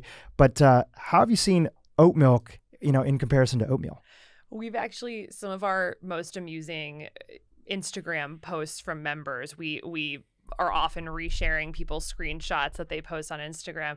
Some of the most, hyperbolic, like, I can't believe this, are the oat milk responses. Like, I thought this was healthy. I paid a lot for this. And, it's a refined grain milk. And so it's not really surprising. But yeah, we've seen a lot of high responses with unsweetened oat milk. And if I could add one thing to that, and listen, I appreciate that, dairy sales, commercial dairy, factory farming sales are down like a lot. I think they're down, they've been going down like 25% compared to like a few years ago. And so I want to give credit to all the alternative milks that are out there, but oat milk in particular, I think two things to be mindful of. I thought I was getting unsweetened oat milk, so I thought that was better. But the interesting thing is when you look at the process of how they make oat milk, they have to, I guess it's in the fermentation process or the making of it originally, that there are sugars that are added then. So it's interesting. You could say unsweetened, but then if you look at the sugars on the back of the label of Oatly and other, these are great brands, which have good intentions, but maybe just not aware, there is still sugar in them. It's different than, for instance, unsweetened almond milk, right? Which I switched back to that, from a much cleaner brand that doesn't have emulsifiers and gums and other things. And then the other aspect is that there's an organization that does glyphosate-free certification. And they said the highest ranking healthy food that always comes back as having glyphosate contamination is oats. That surprisingly is one of the biggest ones that they have a really hard time, passing the no glyphosate reported in the testing of it. That is so interesting. And man, would I be excited about a continuous glyphosate monitor, because I think that would be really fascinating. I mean, I think we deserve to know what's in our food, and that's one that gets so hidden. It's certainly not on the label, but yeah, I mean, this is just the tough part is that, 49% of Americans are trying to lose weight each year. Like if you look at just the previous 12 months, 49% of Americans are trying to lose weight. So people are trying to do better. They're committing to making choices that will hopefully help lose weight and be healthier, but it's not working. I mean, every year we're getting sicker in the United States, we're getting heavier, we're getting more depressed. That's just objective data, despite spending $3.8 trillion on healthcare costs every year, more than any other developed nation in the world. So the effort is there and it's not working. And, thinking about something like oat milk, a lot of people I would bet are going out and saying, well, I'm switching from dairy, I'm going to a plant-based milk, and this is a healthy choice for me. And they are trying, and they are spending more money, and they are maybe drinking something they don't like as much. And yet they might not realize that that's actually contributing to essentially not helping them with their goal, whether it's weight loss or whatever it is. And that's where I think like holding up a mirror to some of these foods with objective data, that's an amazing step forward. Like what I'm really excited about with the wearable movement is that we sort of in a grassroots way inspire the industry to create products that actually, are going to serve our goals, whether it's weight loss, whether it's whatever. I don't think necessarily the companies know that this is what's happening to people's glucose with this. They don't. They're run by well-intentioned people that are trying to do the best and solve certain problems. And exactly, it's not a big conspiracy. They just don't know. Exactly. And so I'm really excited to see what happens there. And I can really imagine as more and more people use some of these products, like a continuous glucose monitor, what the future of sort of meal planning looks like and recipe planning. Like right now we go to a recipe blog and there's multiple paragraphs written about the health effects of the recipe, and you kind of take it at face value. And there's reviews, of course, from people who have tried them. But what would it look like if those recipes were all reviewed by people's glucose responses to them? And you could actually use that objective data as a way to make choices and know that it's actually, no matter what it says or what the marketing is, that it actually has worked for people. So that's a future that I'm really excited about, and the way that it might gently nudge the industry to create products that actually are having less of this glycemic impact on people.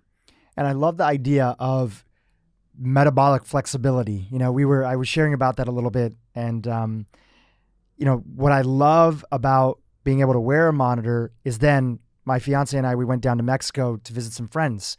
And that weekend we wanted to go on a little bit of a food tour, and everything in Mexico City is tacos. Everywhere we went, it's like the high end places, the low end places, the street food. It's all different forms of tacos that they have. And corn tends to be one of those foods that spikes you up, right? We could talk a little bit more about that.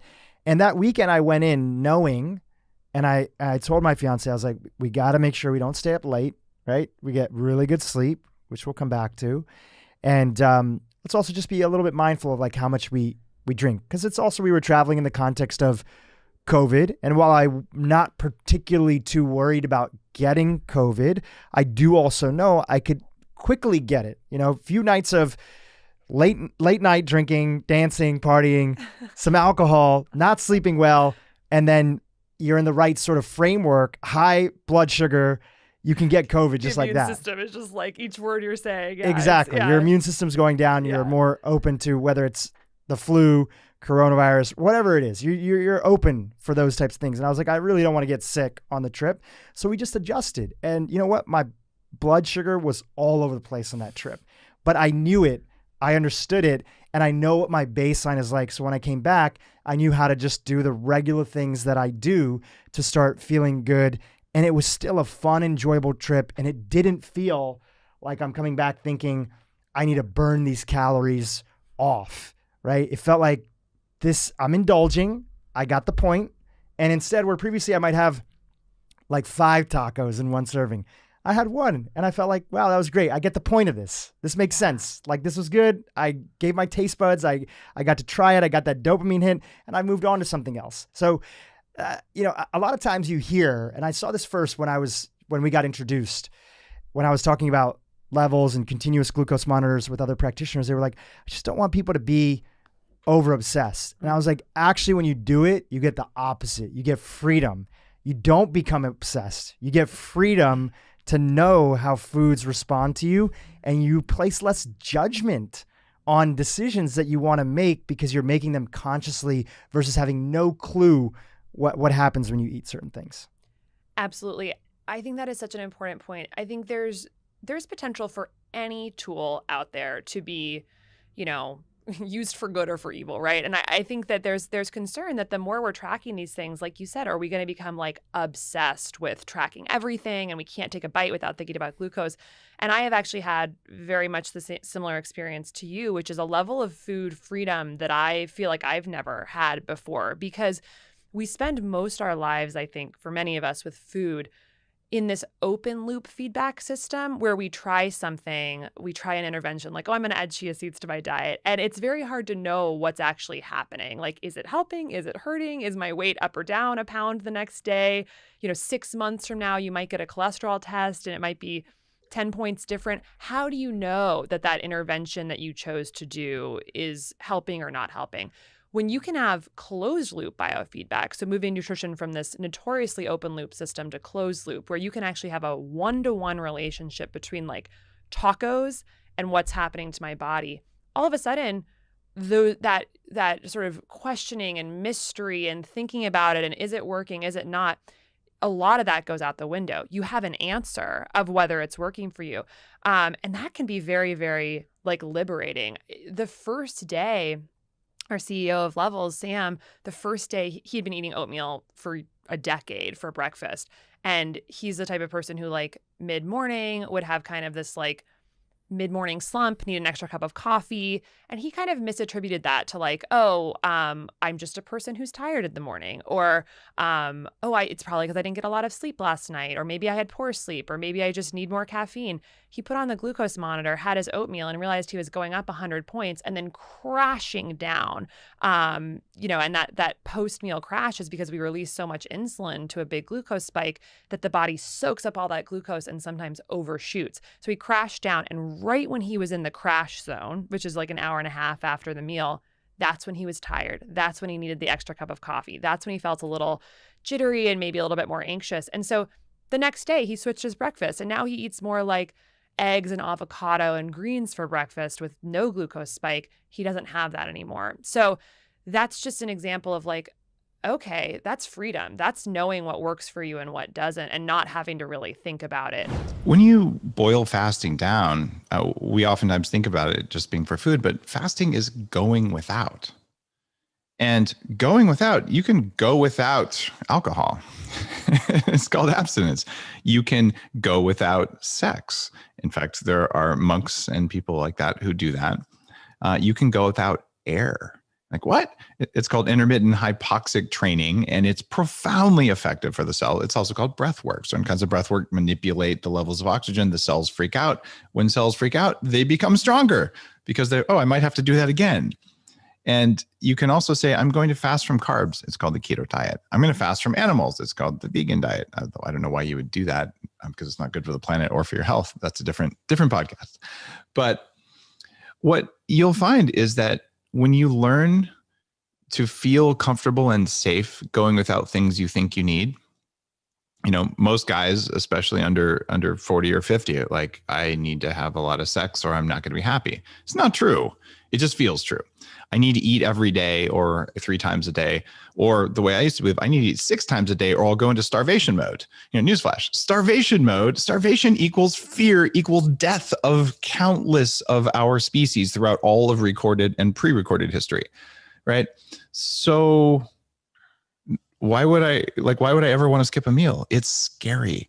And the deal is we've got to learn to have a sense of equanimity, which means I can sit here and there can be chaos around me or chaos inside of me, but I'm still okay, right? Things will happen the way they're going to happen, but I don't have to have the stress response. So fear of hunger makes fasting difficult. Actual hunger itself is pretty easy to deal with once you've realized and you've taught your body and yourself, it would take me 2 or 3 months to die from a lack of food. In fact, lack of sleep is way more of a problem than lack of food for everyone right now, but we just don't see it that way. So it's knowing is one thing. It's feeling, that's another thing. And this is a book that, of course, I have the science and the fasting schedules and all that kind of stuff, but it's about how to manage the feelings. And I call that a spiritual fast when you're really going to go sit on that.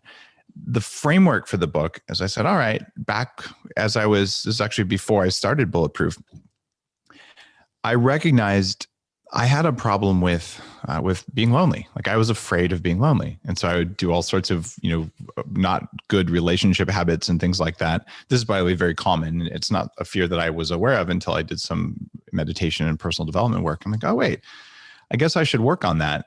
And I also know I was afraid of being hungry. In fact, it was kind of terrifying because I turn into a jerk when I'm hungry. At least I used to. So I don't want to be mean to people I care about. And I don't want to feel like crap. I don't want to be low energy. And you tell me not to snack, but not snacking causes those things.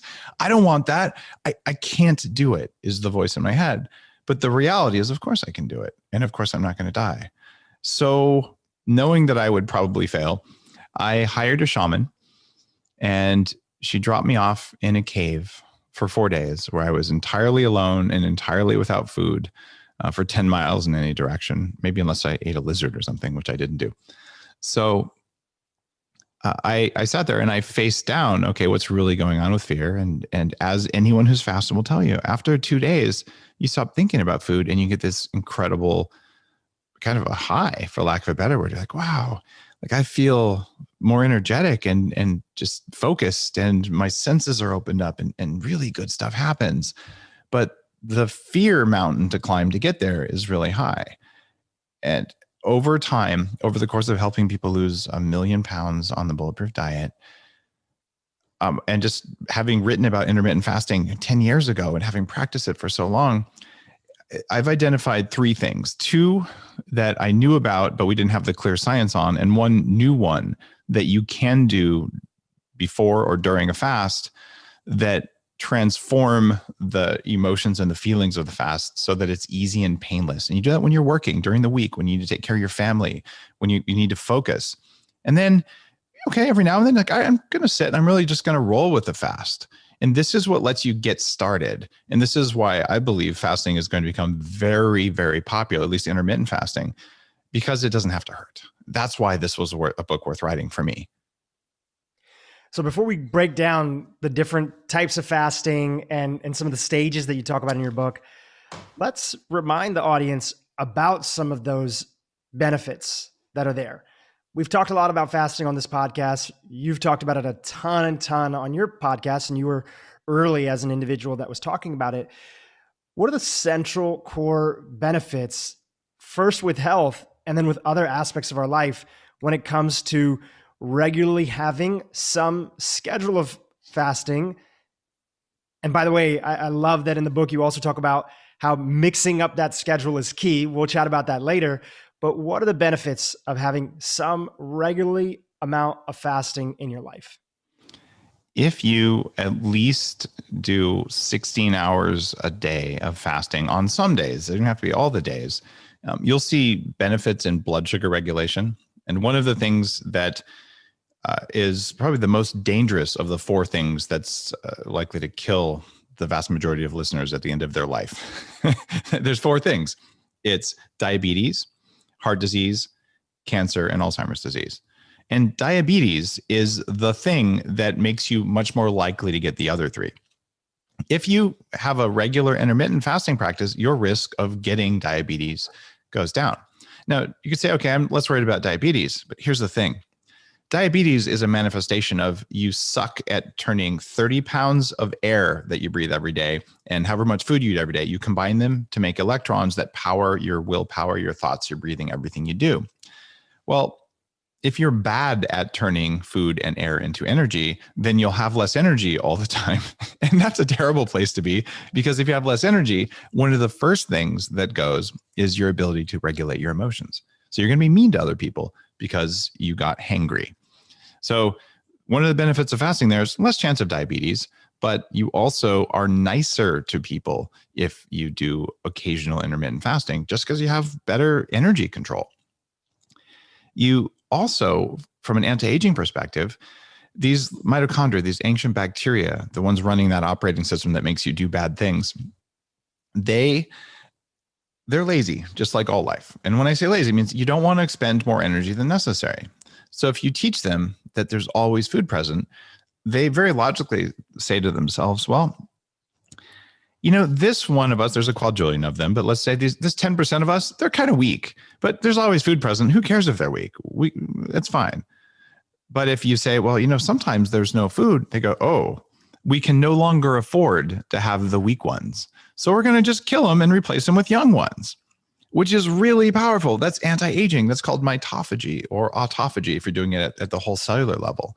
So by skipping breakfast and doing it without hunger, you can teach the cells in your body, hey, stay young, stay flexible and efficient at being able to turn calories into energy. And when you do that, many markers of aging go down.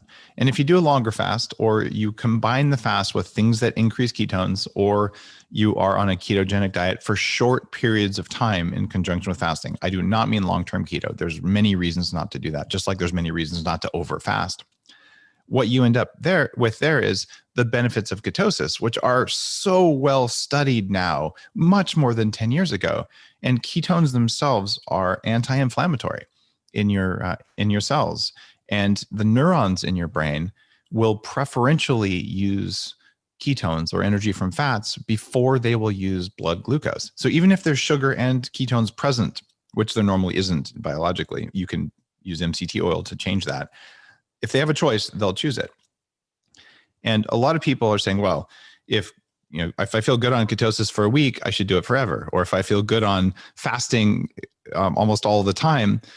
Over time, though, the parts of the brain that provide maintenance of the brain, the glial cells, they actually want some sugar, some blood sugar. They don't need huge levels of it, but that's why you fast sometimes, you don't fast sometimes. You don't have to overdo exercise either. Overtraining is a huge problem amongst people who feel good when they exercise. And so part of the message in the book there is there's all these benefits for aging, for energy production, for emotional stability. And that said, you can overdo it. And that kindness to yourself, I think, is an important part of this that's overlooked in a lot of the kind of real hardcore fasters that are out there. Before we continue on, there's a huge chunk of your book, which I think is going to be very relevant to our audience, which I would say is, based on our surveys and everything, is majority women who are listening to this podcast over here. It's because you're so handsome, right? That'll do it. That'll definitely do it. It's all that bulletproof coffee. There you go. There's a whole section in your book that's dedicated to fasting is different for women. And I think this is such an important topic because in the early days, fasting, when it got so much attention, it was primarily treated as this is a one size fits all for everyone that's there. And before we break down these different stages, you mentioned intermittent fasting, long fasting, other components.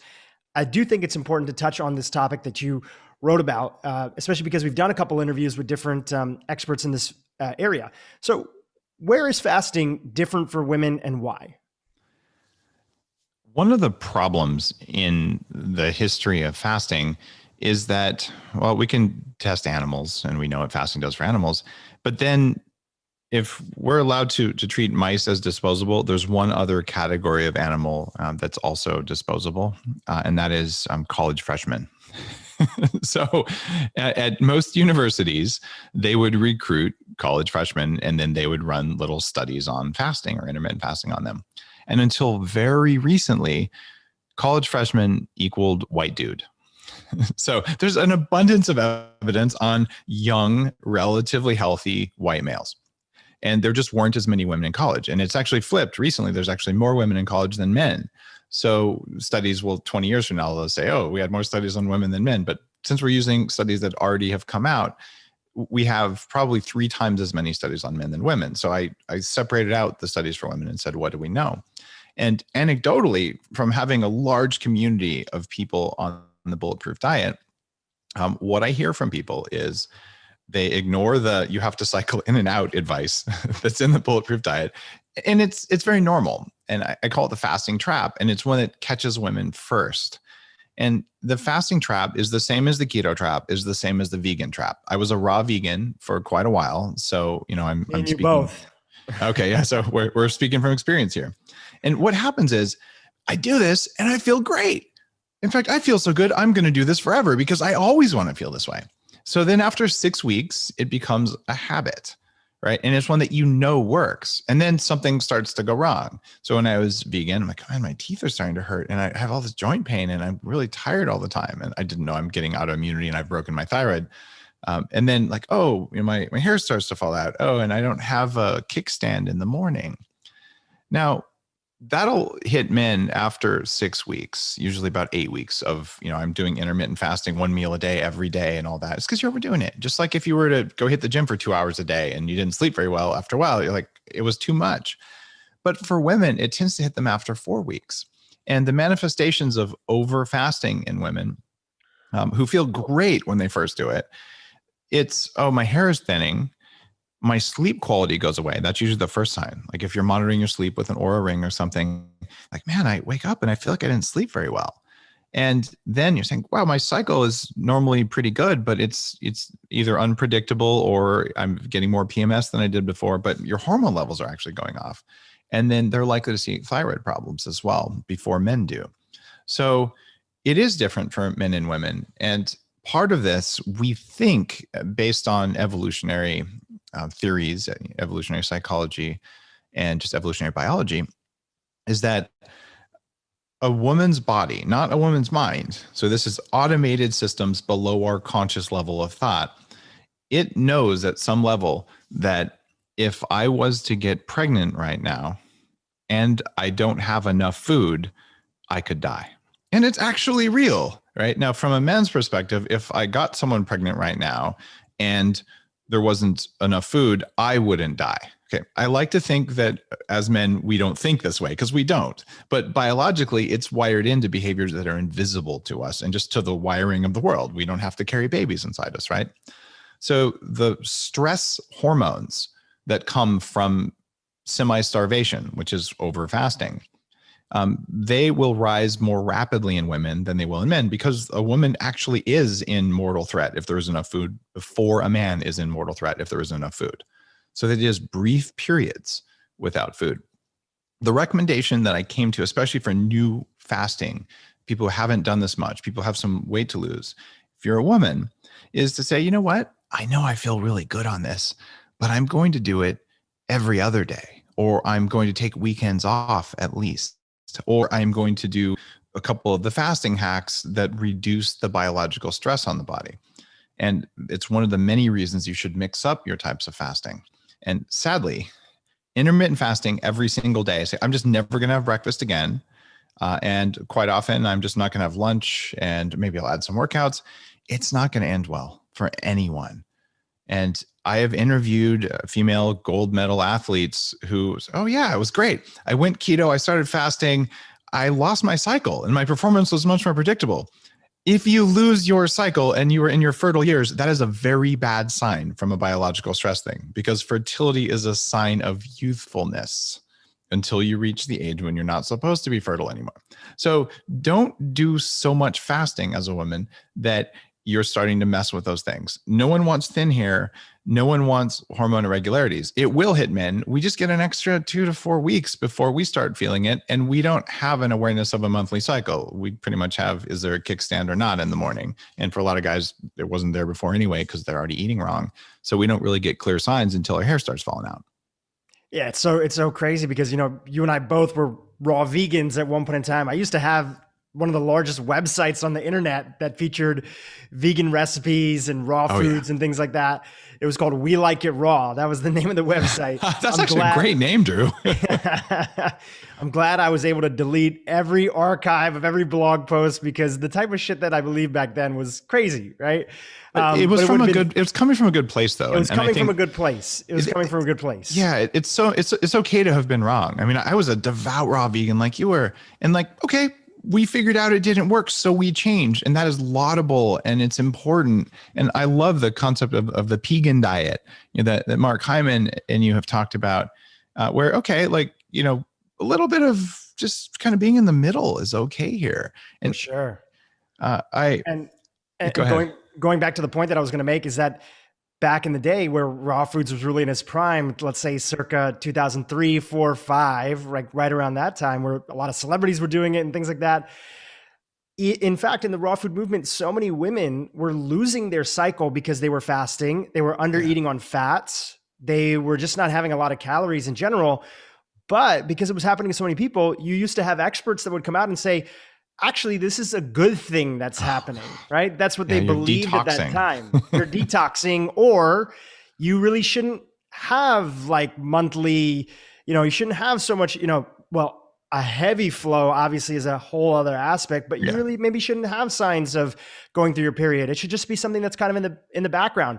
And of course, now we know that's not true, but it's so important for us to be able to talk about because there's a lot of misinformation, and there's also women traditionally have not been included as part of the research as you were sharing. I'm happy that that's being fixed. And the few studies that there are that are exclusively on women show really powerful benefits from fasting. I mean, you stay young or you get younger. I mean, it's important. But I tell you, the line between fasting and starvation, the line between exercise and overtraining, it's there for almost every kind of diet, where some is good and moderate is better, and too much is not a good idea. Greens are one of the most accessible, cheap, and effective means of trying to improve our overall health, particularly for brain health.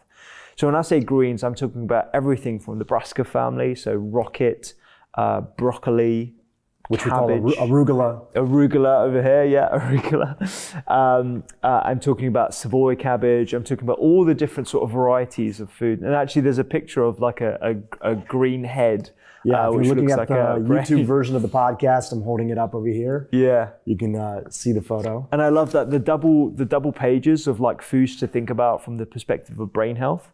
So we have different greens, and what those contain are a whole milieu of different phytonutrients.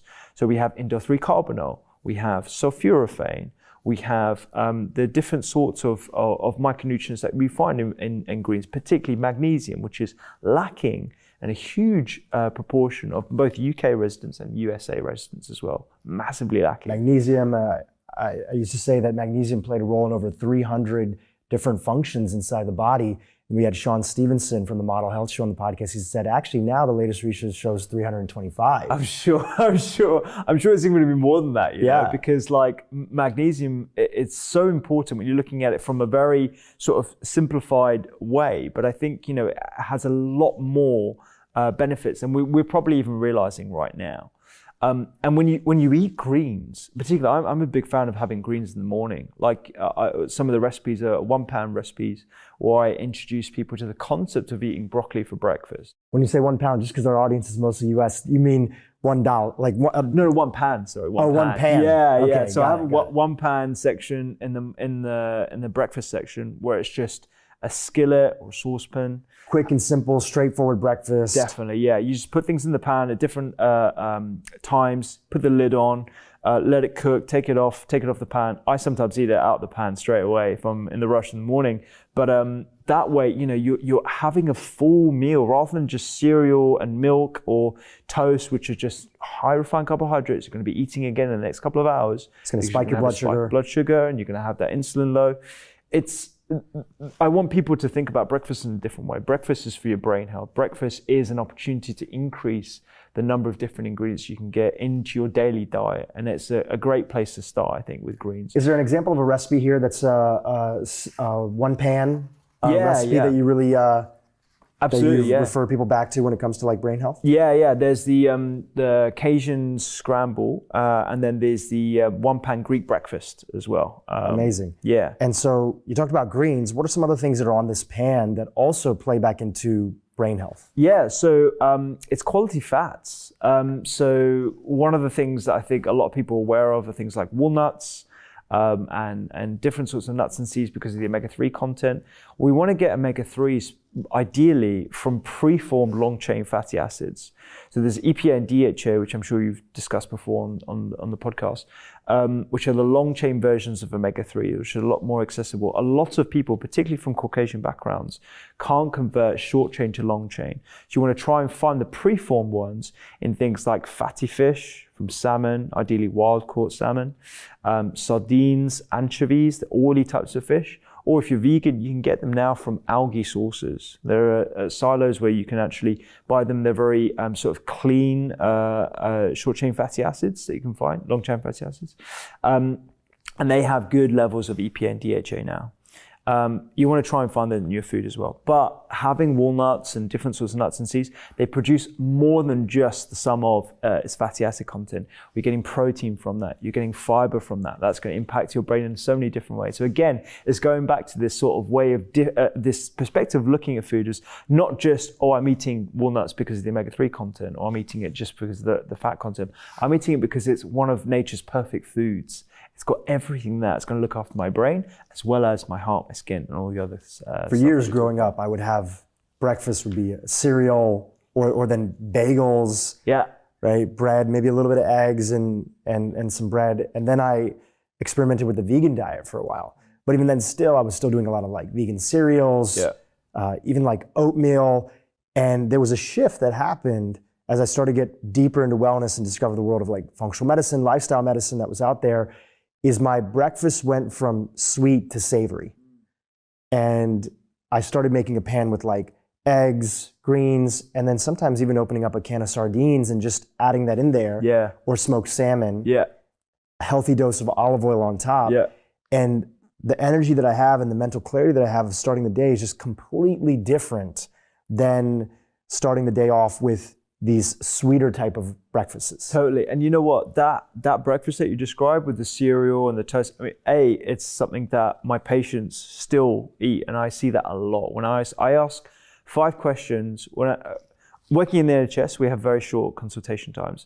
I've got to be very efficient with how I get a dietary recall and a 24-hour diet recall of what they have for breakfast, lunch, dinner, what do they snack on, what do they drink. Those 5 questions gives me a really good perspective, snapshot perspective of how they're probably eating on a weekly basis. And the number of times cereal and toast comes up as a morning routine with juice or something else healthy, healthy in quotes, people can't see on the in quotes, it is staggering. And I used to be one of those people when I was working as a junior doctor because of time pressures, because I was taught by commercials that a healthy breakfast is something with added fiber or something, Cheerios because it's whole grain. I sort of bought into that because we weren't taught nutrition at medical school. And it wasn't until I actually looked at the research and looked at actually what the sugar component is, the lack of fiber, or the type of fiber that they add to cereals to give the claim that it's added fiber. It's pretty shocking, actually. I don't think a lot of people realize that because there's health bars now, there's snack bars with added fiber in. They make the claim that it's got 10 grams of fiber in or 15 grams of fiber. The particular type of fiber isn't a complete fiber. You only find complete fibers in things like fruits or plant fibers in their whole form, or even whole grains.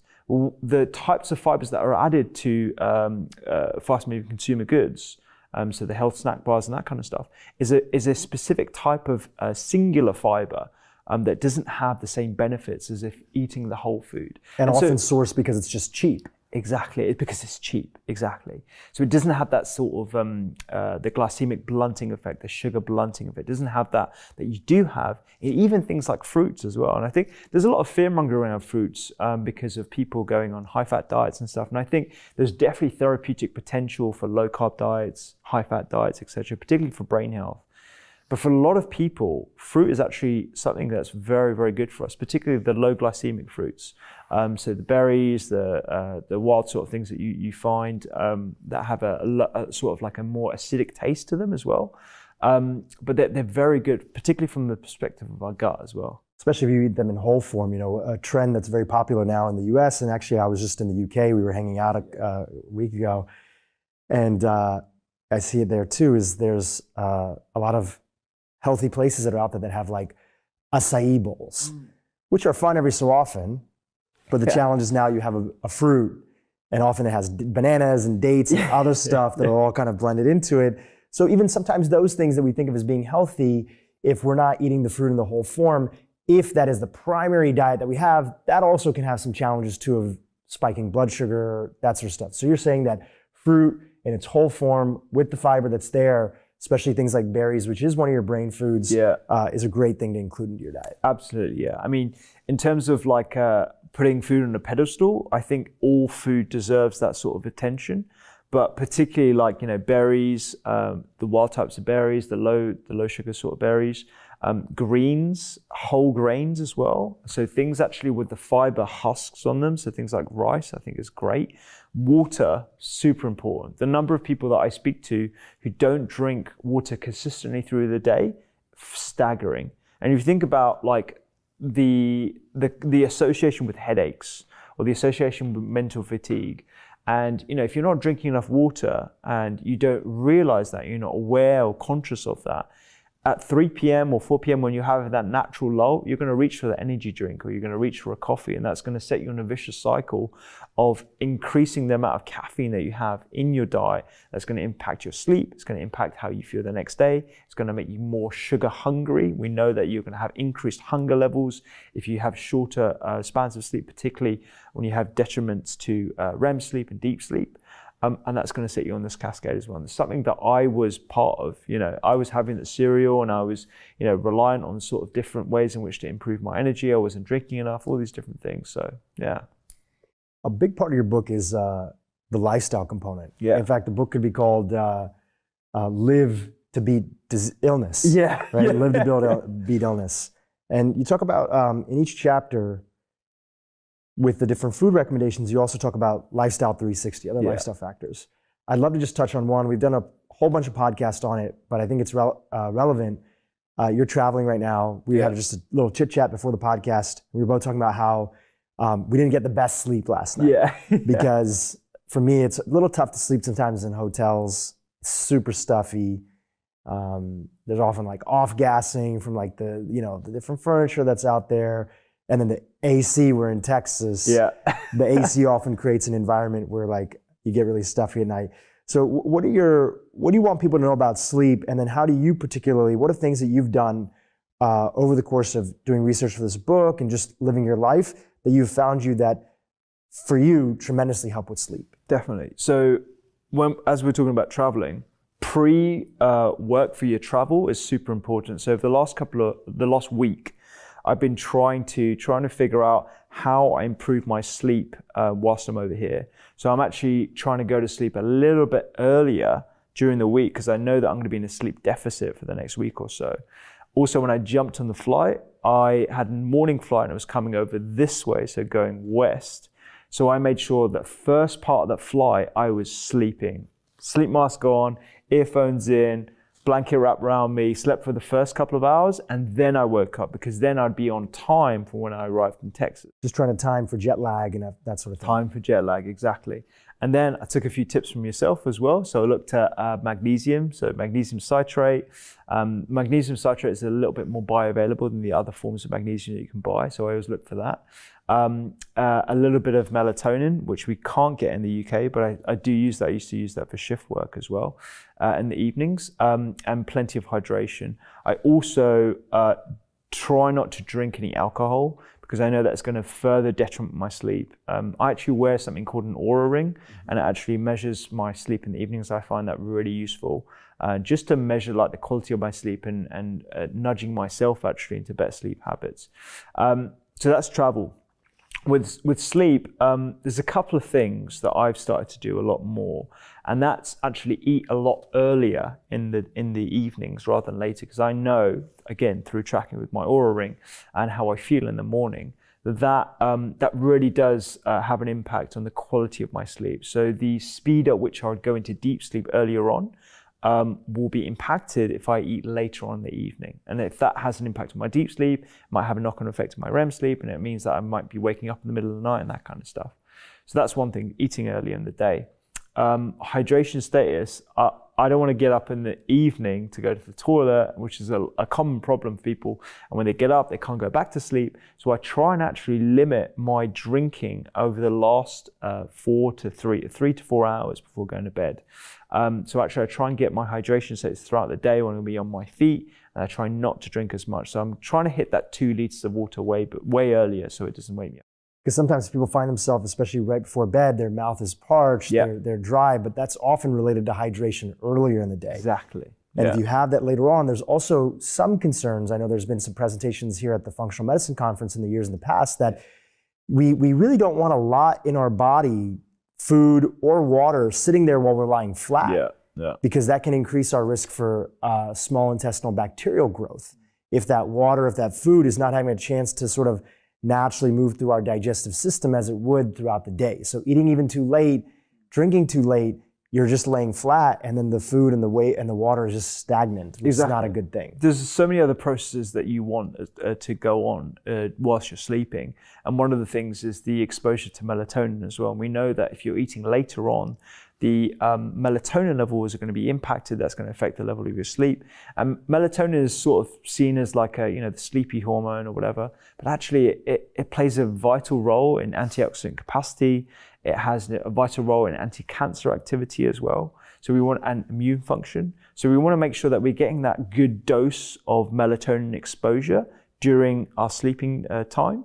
So if we're going to have anything to try and reduce the impact, it's going to be eating earlier in the day and also light exposure. So trying to minimize exposure to bright lights, particularly from phones and computer screens and that kind of stuff, because I know that definitely has an impact on melatonin secretion.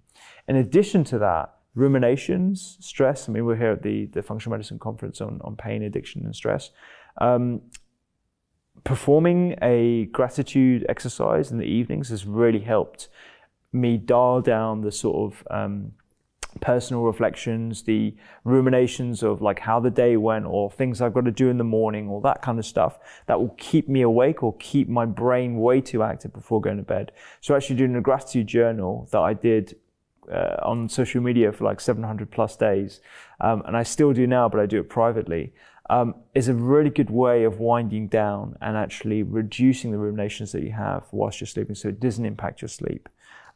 That's probably one of the most effective things that I've done, and I've measured that as well, again, using my tracking devices to see the impact and the quality of the sleep. One of the beautiful things about gratitude is I was thinking about gratitude last year, and I was like, you know what? Gratitude is really creating contrast. It's hard for us to, stress sometimes has to be put in perspective. It's hard for us to sort of realize that something really doesn't matter as much as we think unless we see some contrast. That's why sometimes people go to other countries or impoverished areas and they see that, wow, there's people that have it a lot worse than me.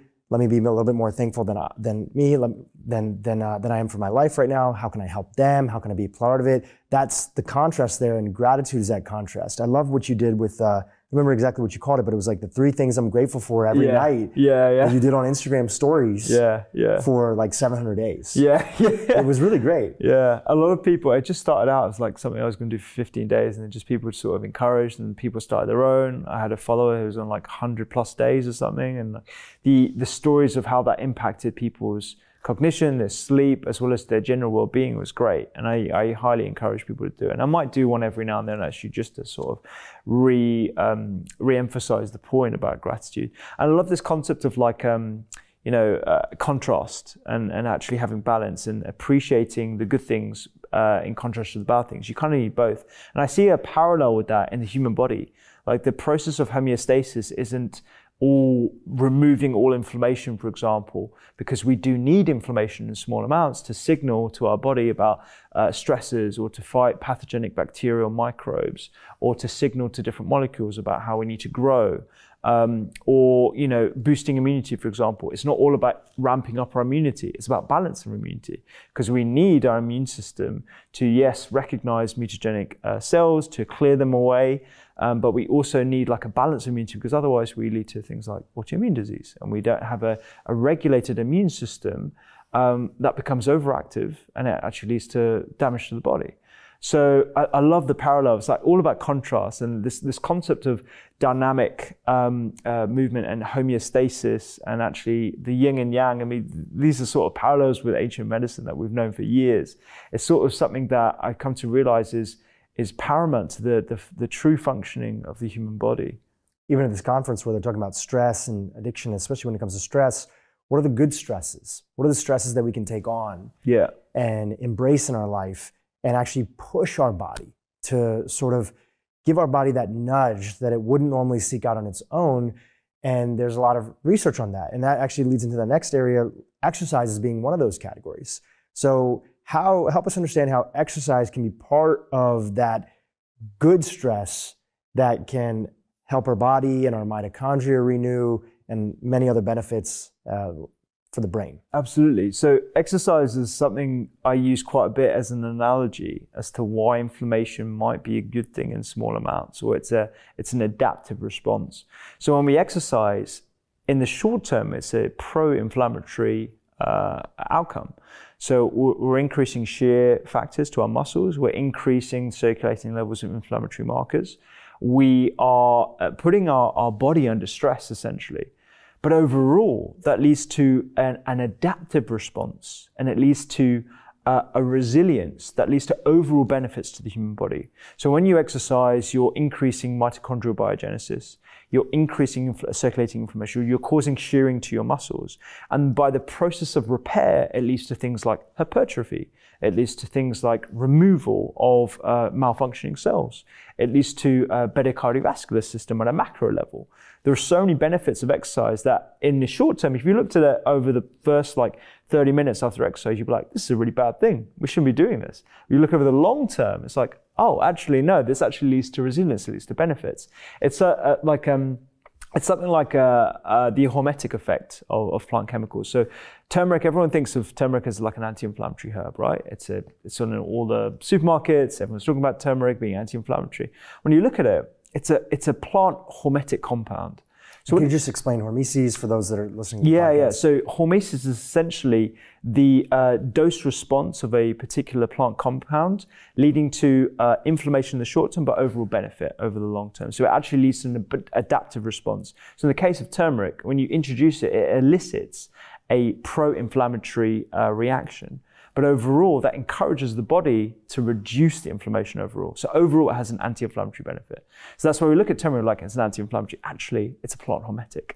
And some peppers often operate in the same capacity. Yeah. So pepperine, it improves the bioavailability of turmeric. And actually, turmeric isn't on its own. Resveratrol has been argued as a plant hormetic compound. A lot of the different sort of polyphenols that we have in our diet, they're plant hormetic compounds, because when we're ingesting them, what they are, these different polyphenols, they're essentially the stress compounds that plants release to protect themselves against microbes, against defenses and that kind of stuff, which is why organic produce may have greater amounts of phytochemicals and greater amounts of micronutrients, because they are under a lot more stress, so they don't have the benefits of having a weed killer to or DNA that's modified that way. DNA that's modified, exactly. So when you're introducing these compounds into your body, they're eliciting a mild stress-like effect, but that leads to overall benefits to the body, which is the same sort of analogy I like to use with exercise as well. It's quite interesting when you look into the subject in a lot more detail, which is something I've been doing during my master's. I'm still studying. I wouldn't regard myself as an expert in any way. And I don't think even after studying this for 40 years, which I imagine to do, I would ever be an expert, because there's just so much to learn. And my understanding of how things are in the human body has evolved so much over the last year, let alone the last 10 years.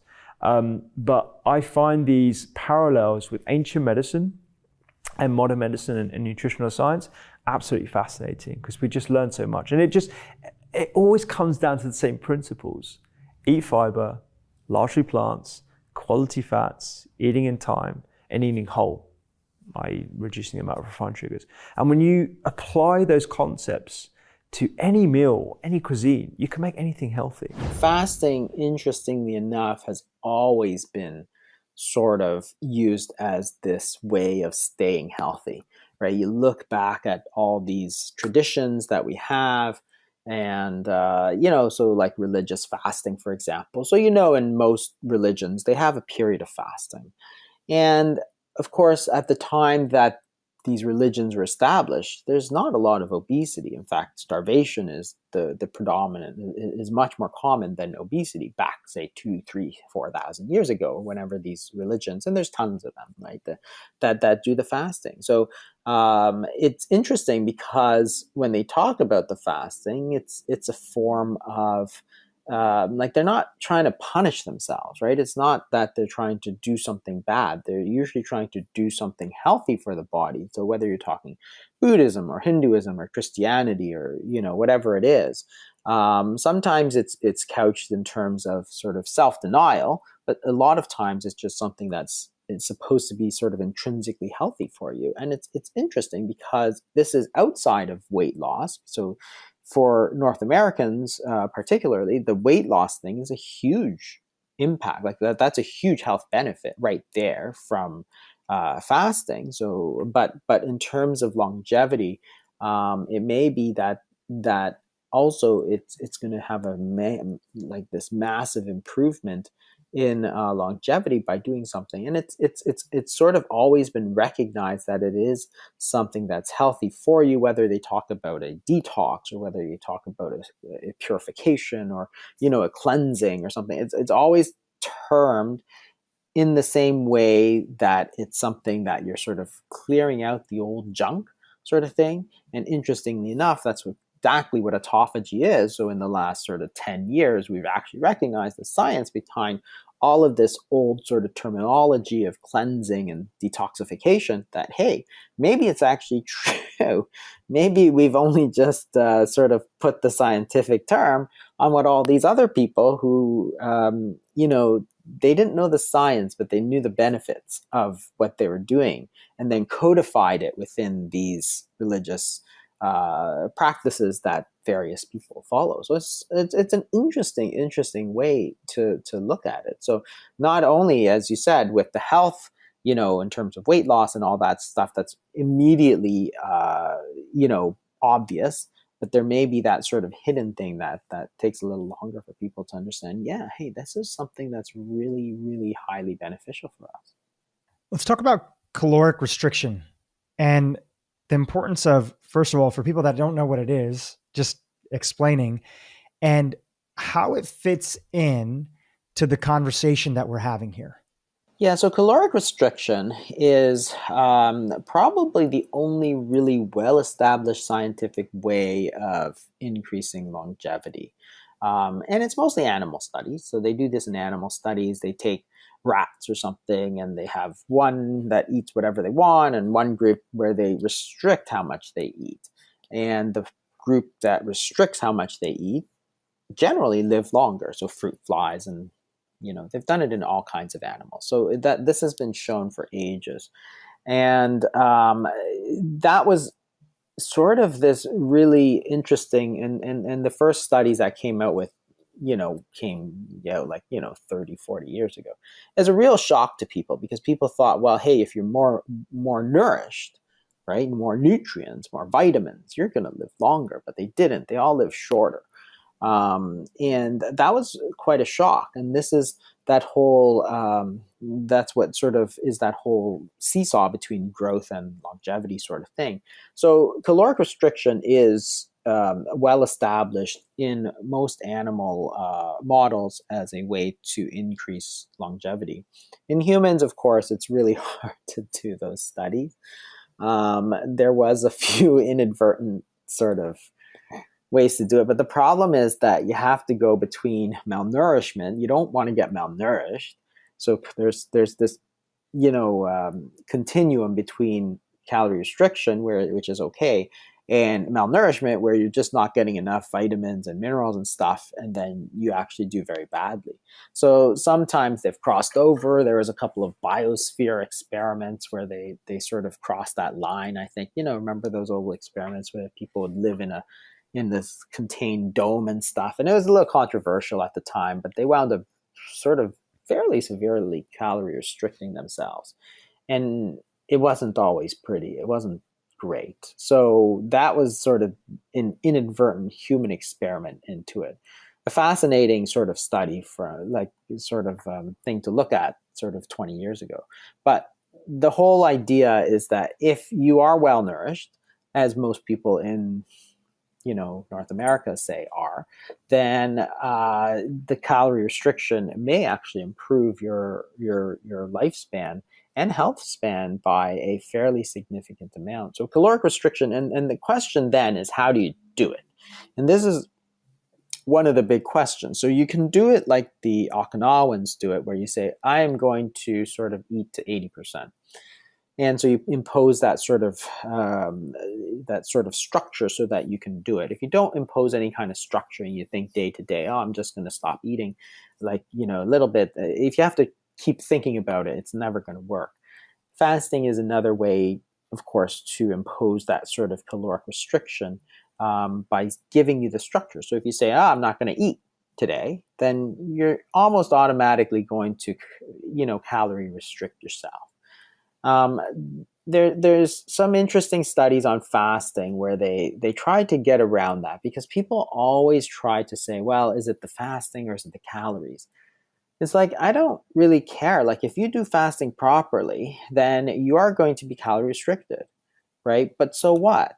If I tell people, okay, cut 500 calories a day, and it just doesn't work to lose weight, then it doesn't matter. It's just a failed strategy. So why do I care that if I can do it through fasting, that I reduce 500 calories a day by saying, I'm just going to eat once a day, and that's going to do a 500 calorie a day restriction? If it's successful, it's successful. Like, it doesn't matter whether or not you restrict calories, how you restrict calories. If it works, it works, right? So don't worry about it so much. So there's some interesting studies lately that have tried to look at fasting. What they do is they try to get around that whole calorie part by saying, okay, you'll fast, but then you'll eat more when you're eating. I'm like, but that's not really the point of it, right? The whole point of the fasting is that when you're not eating, you're going to activate these mechanisms. You're going to get rid of some of this old stuff. You don't need to eat more because you're using up your body fat and all that sort of stuff. So the calorie restriction part of things is certainly part of the fasting. So therefore, I think you just have to take it all together, and rather than try to sort of tease it out and say, well, is it the calories? Is it the fasting? It's all part of the same thing. So it's just not that easy. If you eat once a day, or if you eat once every 2 days, it's not easy to pack all those 3 meals into a single one. Yeah, I think what's important about what you're saying, and please correct me if I'm wrong, because I definitely get things wrong sometimes, is that, we call it caloric restriction, and it is the most studied model for increasing longevity, specifically in animal trials. But we don't want to get too caught up in the idea of the calorie component. It's really just taking a break from your body doing that work so it can enter into the repair mode. And when you understand that, you can take advantage of it, because even the idea, and we've talked about it a bunch of this podcast, that the primary, recommendations and guidance from whether it's the FDA or the World Health Organization, that weight loss is primarily a math equation. And if you want to lose weight, it's just about eating less and exercising more, is really not, the full picture, and might actually be very misguided in its approach, because there's so many other aspects that go into weight gain, like insulin, the mechanism of insulin and how that plays into it. So it's important to understand calorie restriction and caloric restriction as a concept, but really we're talking about taking advantage of your body going into the right environment so it can go into repair mode. Exactly, and that's the whole idea of this seesaw, right? You're either going sort of in growth mode, or you're going into sort of repair mode, right? And that's one of the things that it's been a real shift in the last sort of number of years, because of course this whole idea of rejuvenation, repair, and stuff was probably only about 5 or 10 years. Like before that, everybody was like growth. So it's like, if that's what you want to do, then it's eat, which is, of course, then you wound up with this whole obesity epidemic, then this kind of thing. But you're absolutely right. I mean, this whole calories debate is, to my mind, always a little bit silly. So the whole thing about calories is that it's not a concept from physiology. It's a concept from physics. So it's a unit of heat energy. That's purely what it is, right? But it doesn't tell you anything about what your body does with that energy. So for example, if you eat a block of wood, it has a number of calories, because if you burn it, it has a lot of calories, because it's energy. That's energy. But your body cannot do anything with it, right? So you eat a block of wood, it comes out your rectum, and that's it. That's all. There's no energy associated with it, even though within that wood there is a lot of potential energy. So it's the same thing, right? The calories, your body doesn't say, oh, you have this X number of calories, so I'm going to do this. No, your body has to translate that into something else. And that's that piece that's missing, right? It translates it into hormones, which is why you always have to look at the hormones, because that's sort of the language of the body. That's physiology, right? You can't take a unit of energy like physics and say, well, all calories are the same, because calories do different things. So that block of wood does nothing for you. If you eat a cookie, it's going to trigger off hormones that are incredibly different than if you were to eat, say, an egg, for example, right? So you eat protein and fat. The hormonal profile that you get is completely different than if you eat a cookie, which is completely different than if you eat a block of wood.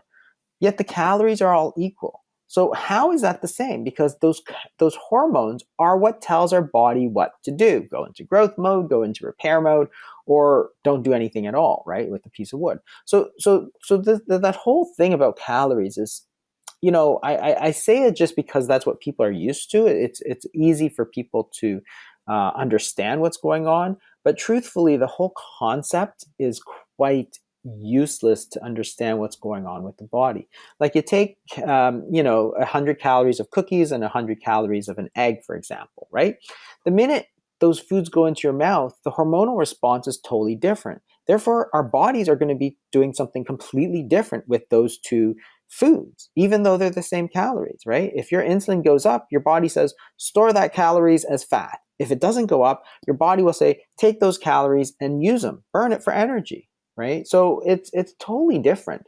And, I think that's where people get so messed up, is because we're so ingrained in this idea of calories, that calories are equal, because when you put them as the same thing, right? 100 calories of cookies, 100 calories of broccoli. Well, now they're both 100 calories, so you can treat them the same. You cannot treat them the same. There's no physiologic way like that they are the same in any degree, like, yes, there's an overlap. Sure, there's more overlap between that and 100 calories of wood, but those calories is nothing. It's just energy, right?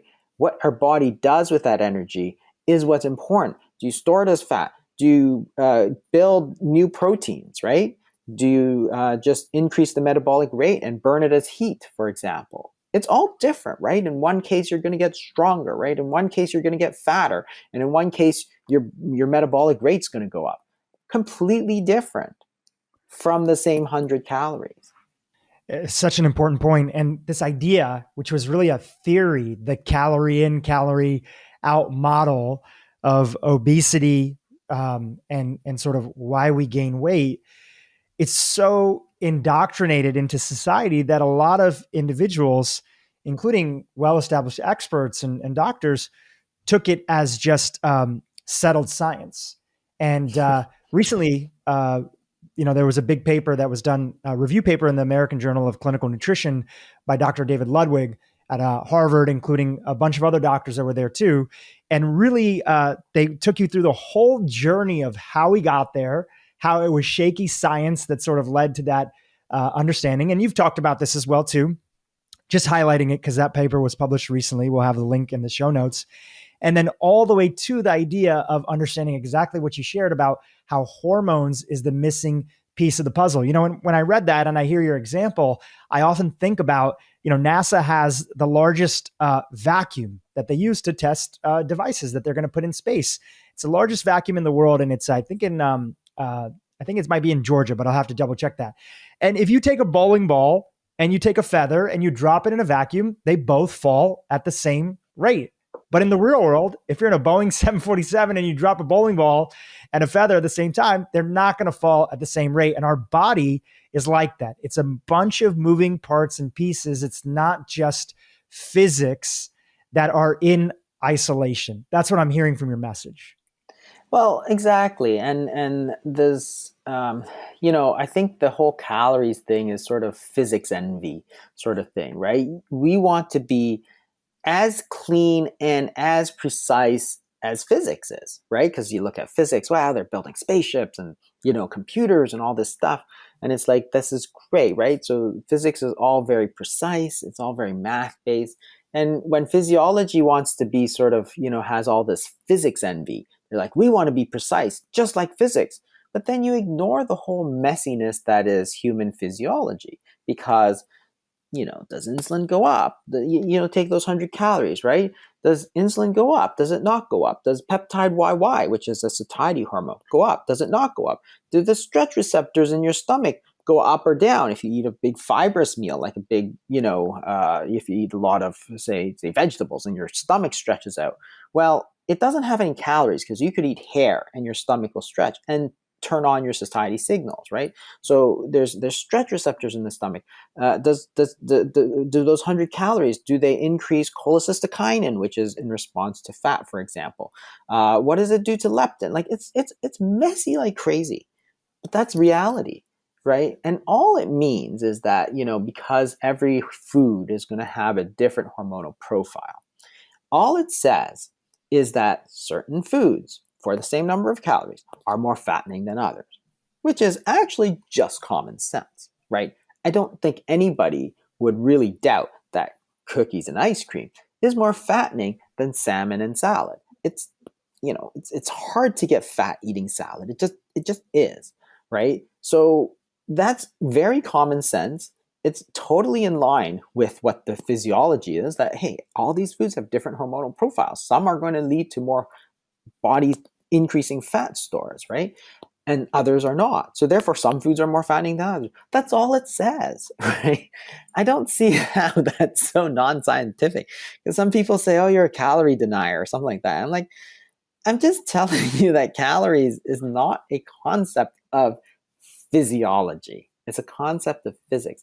And it's this whole idea that they are equal and this whole idea of, creating a caloric deficit. I mean, that's another really stupid idea, I have to say. So this idea of, to lose weight, you have to create a caloric deficit. Now, that's always true. The question is, how do you create the caloric deficit? Remember, when you take that energy balance equation, you have body fat, which is a storage form of energy, right? It's a storage form of calories. It's stored calories. That's basically what it is. Body fat equals calories in, calories out. So when you look at that, it's inequality, right? X equals A plus B or whatever, right? So body fat equals calories in minus calories out. That's always true. The question is, so it's not two things. You have three variables there. And those always have to balance. So you can never have a deficit.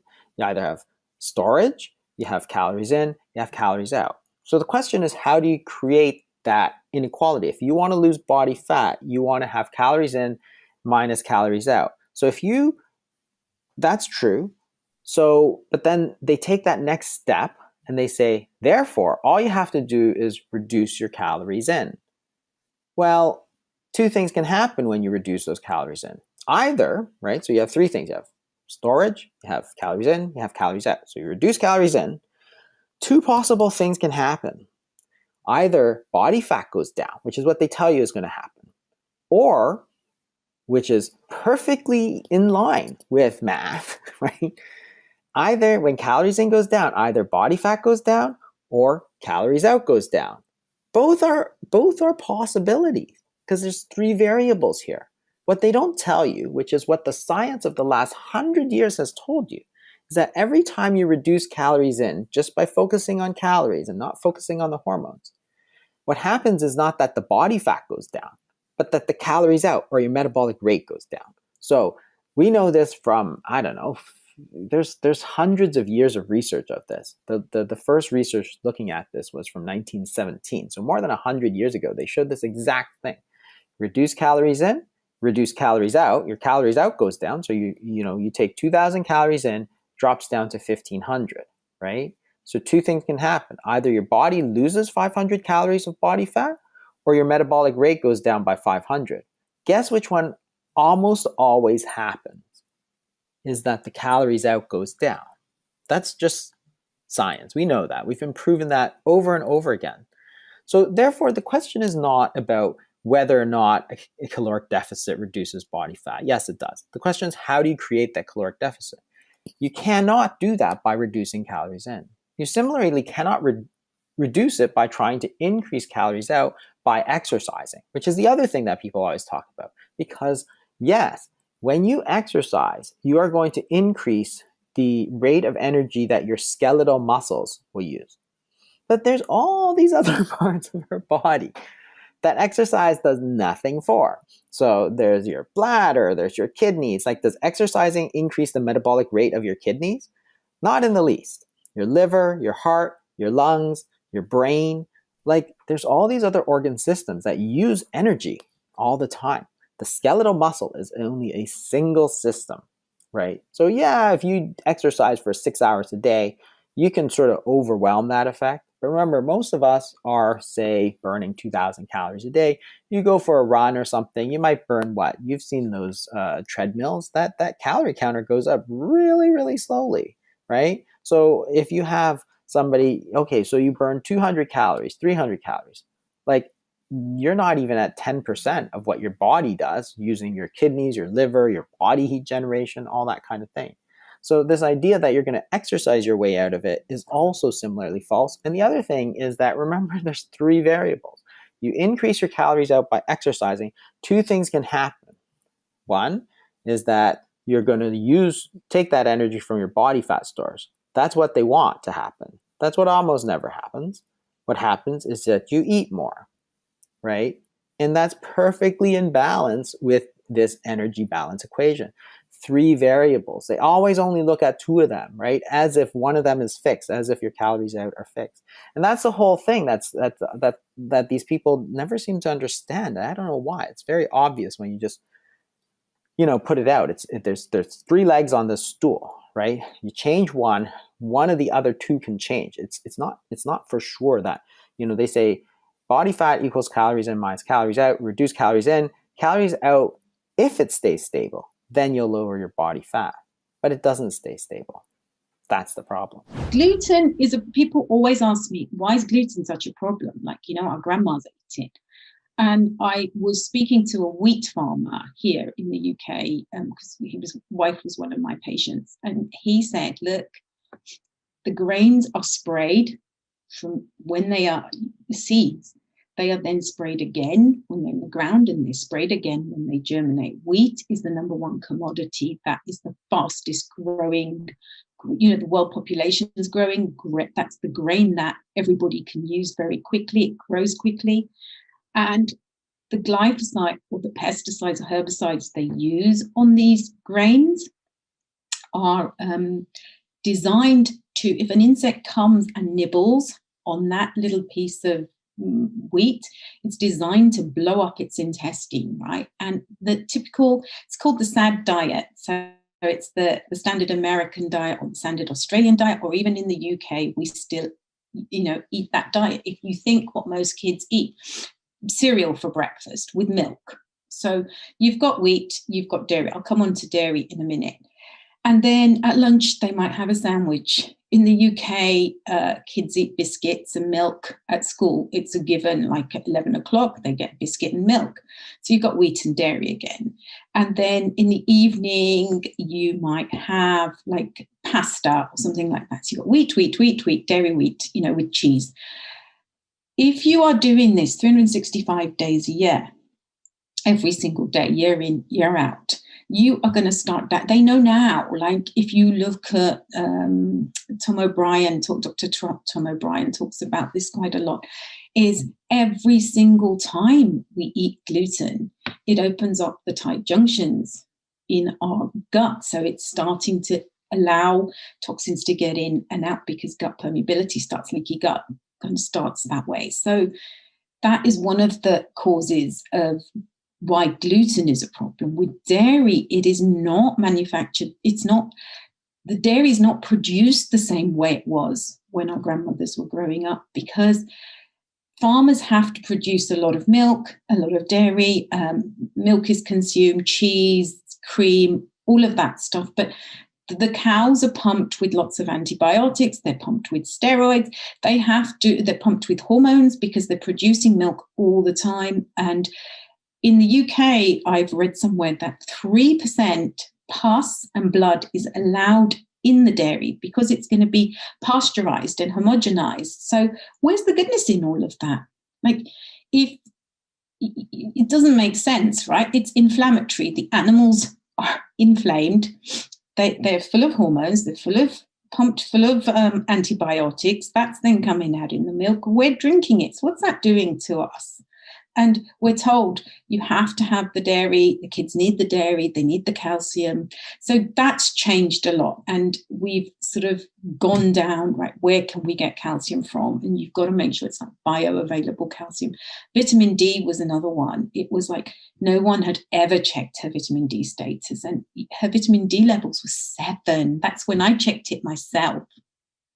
That was my own, when I started reading Ginny's book and I started doing my research, and I was like, oh, we've never checked her vitamin D. And 7. Wow. Now, let's zoom out for a second here to add a little bit more context. Crohn's and colitis are autoimmune, right? They are in the category of autoimmune. So help make the connection, go one step up to autoimmune and taxonomy, and just help people understand what makes something an autoimmune disease and what's actually happening in the body. Then we can come back to things like gluten, dairy, other aspects, and talk about how they may be encouraging more autoimmune reactivity. So with autoimmunity, your body is attacking itself. So in the case of Crohn's and colitis, the gut lining and the gut, or with Crohn's, it's anywhere from mouth to anus, is being attacked. If you've got arthritis, your joints are being attacked. So different autoimmune diseases attack different areas. But basically, something's gone wrong with the signaling, and your body, instead of recognizing things that are good, the good guys, it starts to attack it, and it thinks everything is bad. So it's starting to mount an attack on itself. And with gluten and dairy, there's something called molecular mimicry, where you ingest things and then the body again there's a whole cascade of things where the body is invading itself wrongly. Yeah. Immunity. A couple of days ago, Baptiste Karazian, really smart individual, he said, when it comes to autoimmune, molecular mimicry, where our body starts attacking itself, is one of the main components that triggers, and there's also these other pathways. And he said it's a little less known, but we're now even starting to understand that viruses can play a role in sort of the pathway for molecular mimicry and causing our body to attack itself. Because people always would ask, why would my body start attacking itself? Why would my body all of a sudden start to come after itself? And in a way, it's been hijacked. It doesn't know what it's doing. It's thinking that it's attacking something else. It doesn't know that it's attacking itself.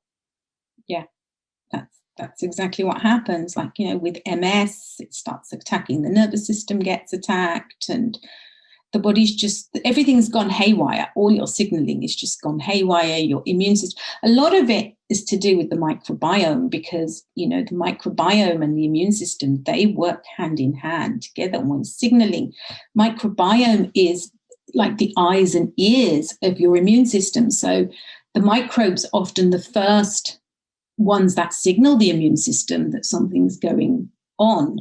And if a lot of these things, like the foods, the stress, pathogens, viruses, those things, they start to cause a disruption in the microbiome, and that sends off a signaling problem with the immune system, and the two don't communicate, and then everything goes haywire. Yeah, we have to think of it like a war zone, right? If we're in a war zone and there's attacks from all sides, you often see in war zones, you end up with friendly fire. Because you're being attacked from all sides, you just start shooting because you feel that everything is an attack. Any vehicle approaches you, you start shooting at it. And it could be your own teammates, the soldiers from your side that are part of that. And that's what's happening with autoimmune. Now, great analogy. When it comes to the diet side, it wasn't just that you guys took out, gluten and dairy and found substitutes. There's a lot of sophistication, because you'll see stories online where, yes, some Crohn's and colitis patients get better just from that alone. And that seems to add, at least some relief that's there. But there's people that are still dealing with Crohn's and colitis years on, and they don't have dairy and they don't have gluten. So there's more layers of sophistication. We'll get back to stress and we'll get back to lifestyle in a second, but I want to pursue the path of diet, and I want to talk about some of these layers of sophistication. So let's talk about even foods that we typically think of as, not necessarily bad, like they could be healthy, but how they might impact an autoimmune or Crohn's and colitis patient or sufferer more unique. So let's start off first with saturated fats. And let's talk about that category, and have a few other categories we're going to go down. So what was one of the things that you saw when it came to saturated fats? Saturated fats can often be a problem, especially if they're refined, like, people are eating French fries or chips and things, fats in that capacity, because they do a lot of damage to the epithelial lining, the microbiome, lots of different things like that. But also, if you have got digestive issues, as I love Dr. Karazian, and I've done all his courses, and the way he describes things is digestion starts in the north, from the brain to the south, north to south. And if something is not working up north, you're going to have a problem down south. So the first thing, the brain signals the mouth to chew, and the amylase from the saliva and the digestive enzymes go down. You need enough hydrochloric acid. That then, need pancreatic enzymes. If you've got an issue with your gallbladder, your liver, bile, you're not going to be able to absorb fats. That's your first problem with that whole digestive thing. So then you're going to have an issue with, you'll get stools that are floating, you'll get tummy aches, and lots of other things that go along with not having enough, either phase 1, phase 2 liver detoxification's not working correctly, or that there's not enough bile, or it's quite sludgy. So that, from the digestive point of view, that is how saturated fats would cause an issue. And I'd also like to add to that it does seem that even sometimes healthy fats, like large amounts of coconut oil, and it's case specific, it seems that there could be a mechanism of triggering some sort of endotoxemia reaction. Not everybody has that, but for instance, for me, even though I don't have Crohn's, colitis, I'm not diagnosed with an autoimmune condition, I noticed after a year, and I never thought it would be this, after a year of using large amounts of coconut oil in like smoothies and cooking, I would primarily cook with it because a lot of people were thinking that this might be the best oil to cook with. Well, I am one of those people that is actually quite sensitive to even healthy, quote unquote, saturated fats that are there. And what was happening for me is that I had really bad acne in high school. And then by going in gluten and dairy free and vegan at the time, I was able to clear it up. Then later on in life, I started noticing that acne coming back, those skin red pigmentation. I thought, what is going on? I'm eating the healthiest I've ever eaten. I'm working out. I don't know what's going on. So I had an interview with somebody here on the podcast, and Kiran Krishnan, who's with Microbiome Labs, researcher. And right before that time period, I had a friend of mine who said that they cut out coconut oil just to see how it improved. And I noticed that even though coconut oil is great, it's virgin, organic, everything like that, I'll still use it topically on my skin. When I cut it out, that reaction, that acne, that redness went away. So that is some people in that category. I think you have some thoughts on that. There's a paper out showing that coconut oil can cause lipopolysaccharides and endotoxemia. So, but I can't remember which paper it was, but there is a paper on how lipopolysaccharides and endotoxemia is caused by coconut oil. Yeah, it's very interesting. Just another reminder that this is all about personalization. There are big picture themes, and this is the importance of working with a practitioner who's kind of seeing those big picture themes, but then also knows what things people can try, what things people can A/B test, right? In sort of the world of web design and software design, we talk about A/B testing. Does this work better? Does that work better? We don't know. Let's test them both. Let's test them both out. With diet, like when you've got Crohn's colitis, this is something that Dane and I teach. When a patient comes to you, there is no one, people be like, I've done low FODMAP, I've done specific carbohydrate, I've done autoimmune paleo, nothing's working. When these people come to you, their guts and their mucosal lining, their microbiome is completely trashed, that mucosal lining is all degraded. You have to teach them. We teach them, look, right now your gut is not in a good place. We're going to repair it, and it's not going to be the case always, but it's food philosophy. What do you put on your plate? Food doesn't heal you. It creates a space for you to heal. And when you've got a plate full of food, we get people thinking, right, so your gut's not, if you gave a baby a raw carrot, even, like a toddler, a raw carrot, when it can't chew very well, it's not going to digest that. It's going to come straight out in its poo. When you're first weaning a baby, you're going to give it baby food. You're going to get the carrots. You're going to really puree them. You're going to make sure that, those carbohydrates are completely broken down, and then the baby can digest it. It's not going to digest a raw carrot. Or it's the same with like a piece of kale. It's got too much insoluble fiber that a person with this kind of problem is not going to be able to digest. Does that mean they'll never be able to eat kale? No. Once we repair things, yes. So when when we get them to think, we think, right, is it squishy? If it's squishy, it's going to be more, you're going to be able to digest it better. You think of a banana, or you think of butternut squash soup. Then you think of things like, we will give the analogy of a blackberry and a blueberry. A blackberry is going to be higher in lectins. It's got seeds in it.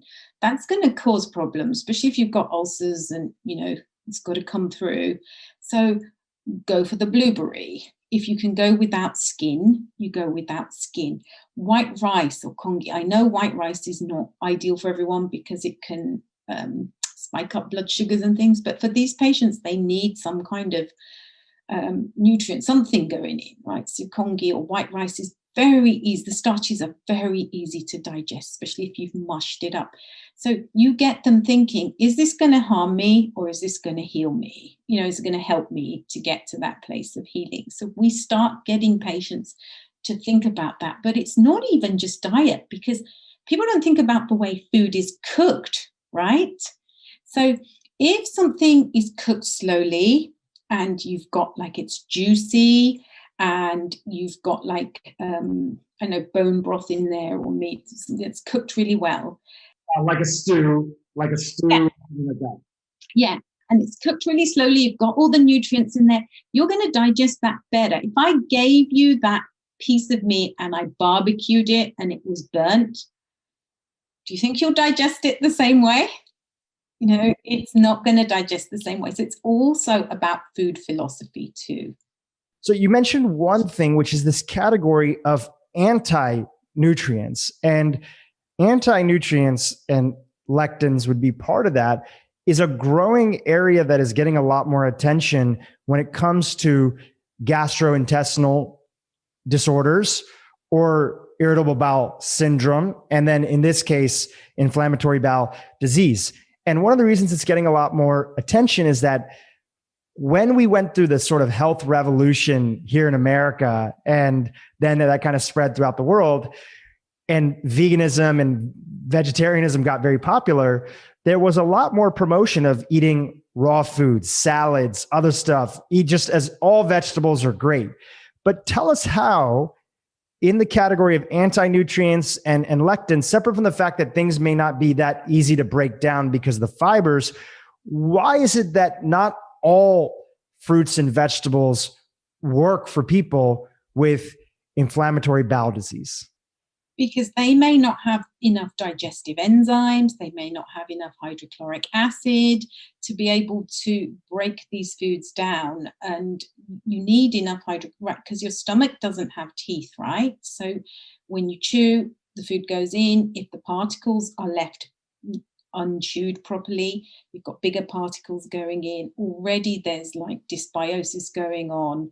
You then get, instead of all that melting away or dissolving and then going into the small intestine and forming amino acids and then doing its thing, you've got bigger particles. It's causing more of a leaky gut issue. So you need digestive enzymes, you need hydrochloric acid before you can digest anything. So a lot of people also know that sometimes nightshade vegetables can be problematic for sometimes people with Crohn's and colitis. Why would a category first of all, what are nightshades, and why would a category like nightshades be challenging for some people? Not everybody, but some people. Nightshades have lectins in them, so it's things like tomatoes and bell peppers and aubergines, and they are proteins in the lectins that can attack and cause autoimmunity.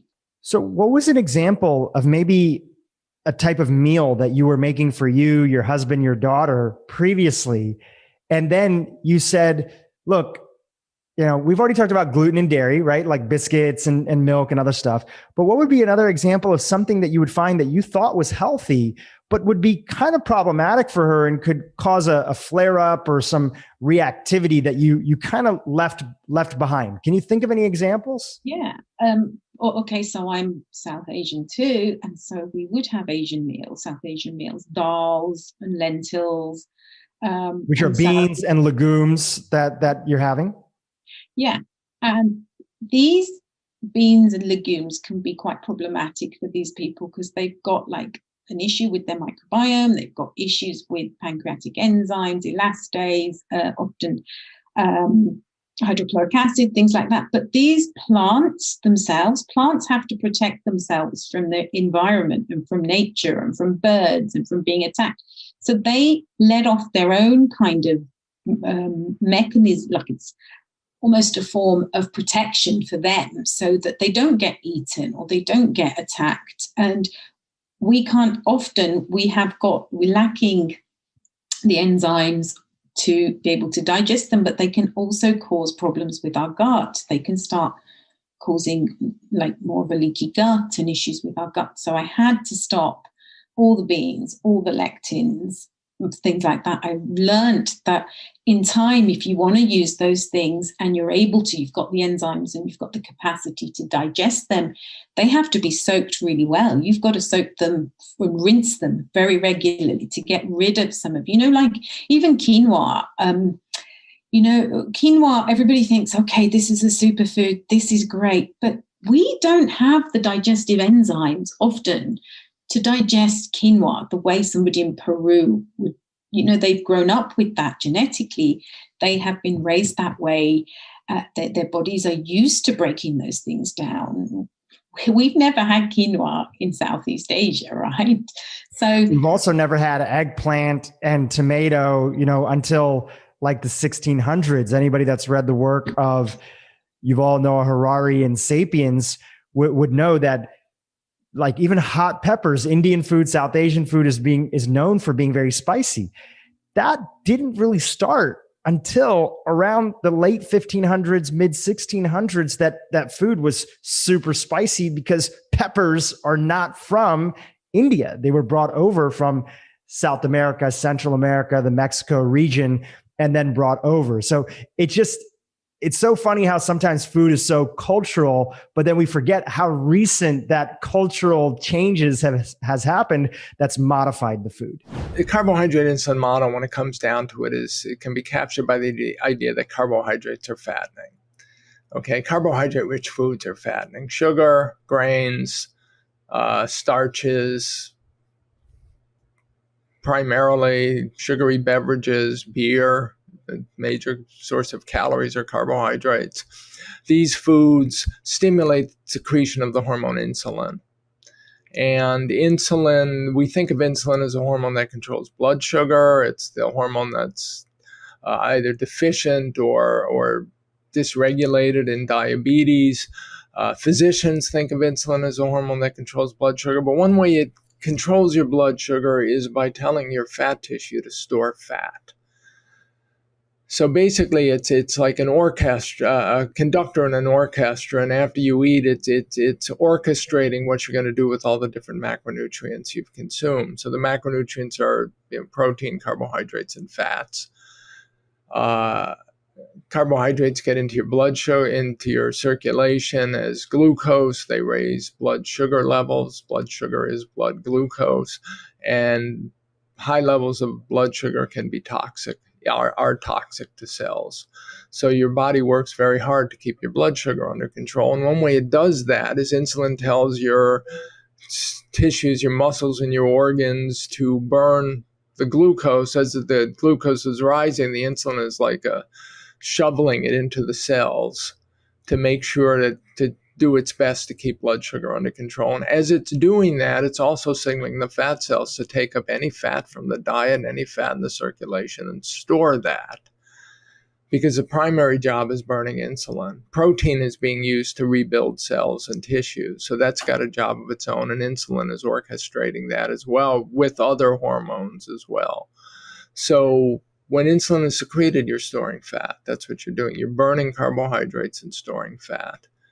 And we secrete insulin primarily in response to the carbohydrates in our diet, or the carbohydrates converted, the glucose converted from protein. But what we're interested here is the carb content.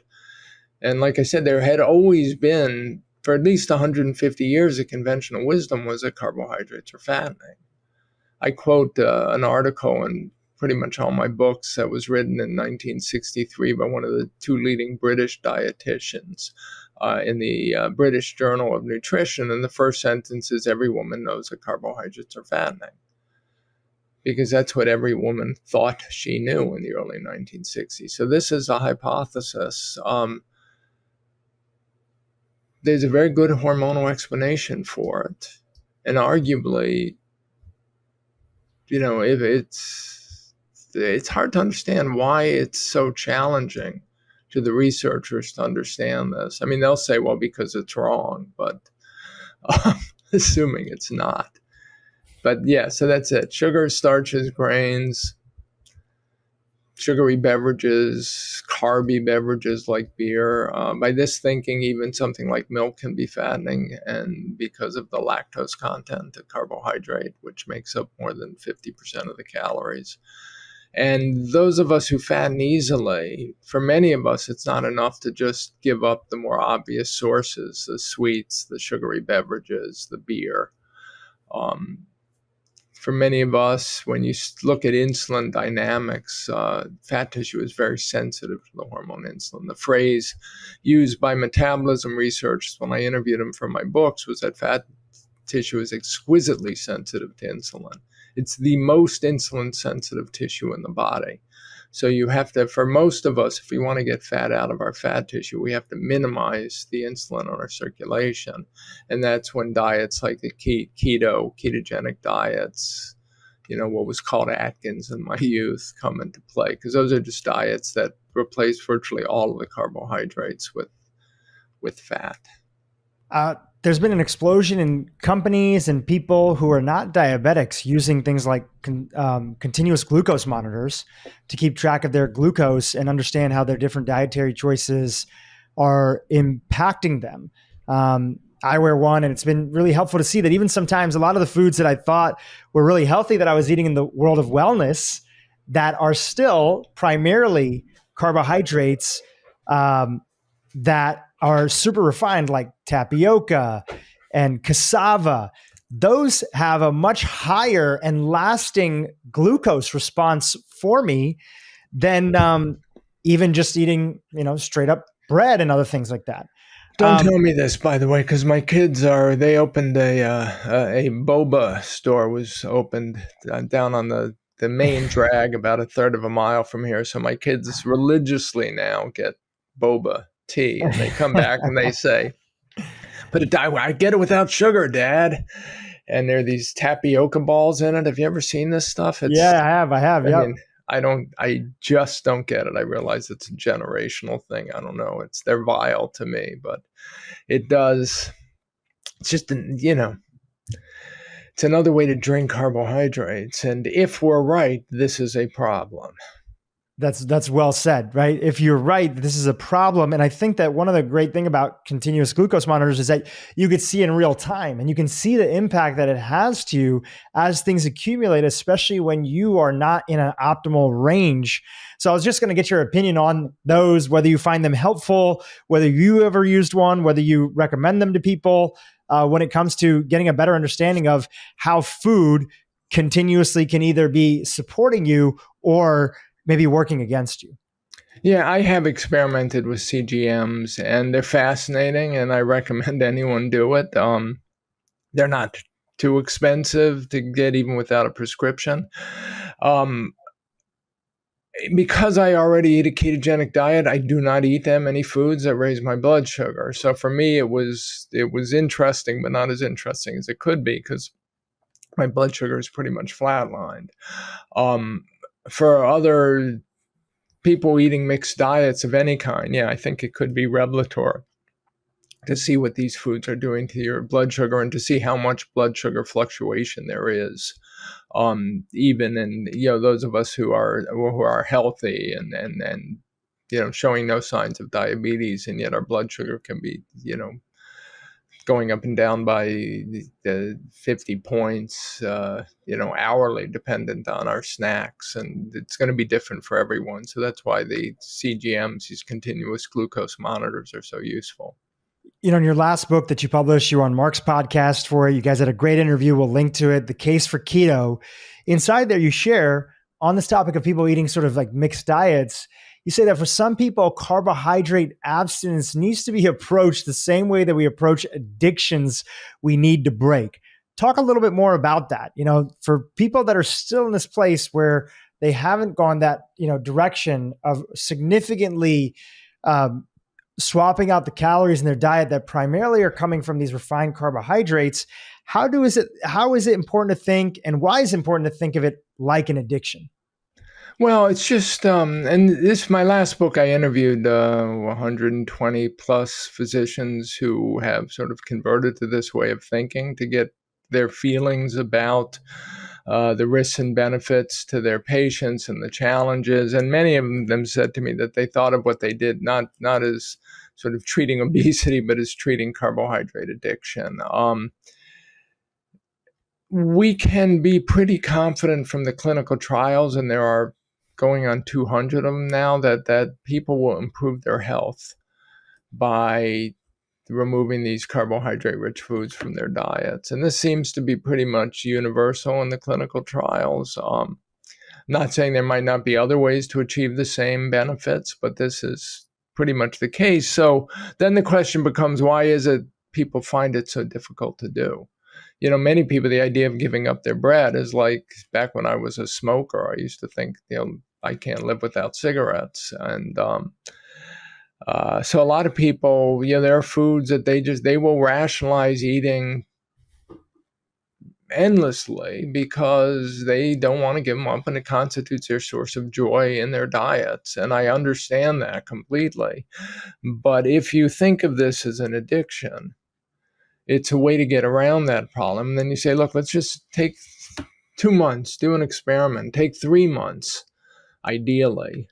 You can live without bread for 3 months. You could live without your morning orange juice for 3 months. You could live without, the cherries you have at lunch or the donut you have at 10 in the morning when your coworkers bring in donuts and you can't say no to them. Treat it, see what happens. Or go 1 month, then go day by day, but do the diet right, eat correctly, give up, and then see how you feel, because you may find that after a month what you thought you couldn't eat is, you don't really miss, and the benefits to your health. It's funny, I just did a podcast for Stat that'll come out in a couple days, and they asked me if I could do it with somebody I knew who had gone through this, sort of struggled with their weight and then tried a low carb or ketogenic diet. So I asked this young man that I met doing this research. I met him when he was a student at Yale, a law student at Yale. He invited me to come speak to the food and nutrition group at Yale Law School. And when I came, he told me a story, which was that he weighed 400 pounds when he was 18 years old. And he had been morbidly obese his whole youth. And his father had actually seen how much he had struggled with his weight and how he didn't eat any more than his lean friends did. He swam, he boxed, he couldn't stop himself from becoming morbidly obese. His morbid obesity runs in the mother's side of his family. And then his father enticed him to try Atkins, basically gave him a copy of my 2002 New York Times Magazine story, and he lost 170 pounds. And when the editor, the Stat editor who was moderating, said, but, people say this is unsustainable. And my friend said, well, the people who say that didn't have to wake up every morning and be 400 pounds, and I did, and now I don't. And that to me is sustainable. And that to me is a really powerful message. So people, they think, well, I can't give up my bread, and if I do, it's not going to make that much of a difference. But they don't think in terms, if I do this right, maybe I could be the person who no longer has to wake up at 300 pounds, but can wake up at 180 or 150. And when I do, I might have a different attitude towards what foods I'm willing to eat. I just read an article this morning about a young woman who had endometriosis, terrible periods, painful periods, and she tried everything. And she used to think in terms of low-carb, high-fat diets being fads. Keto was a fad, but she convinced herself to try it for a month. Just like you might say, I'm going to quit smoking for a month, or I'm going to quit drinking for a month. I'm not going to eat carbohydrates for a month.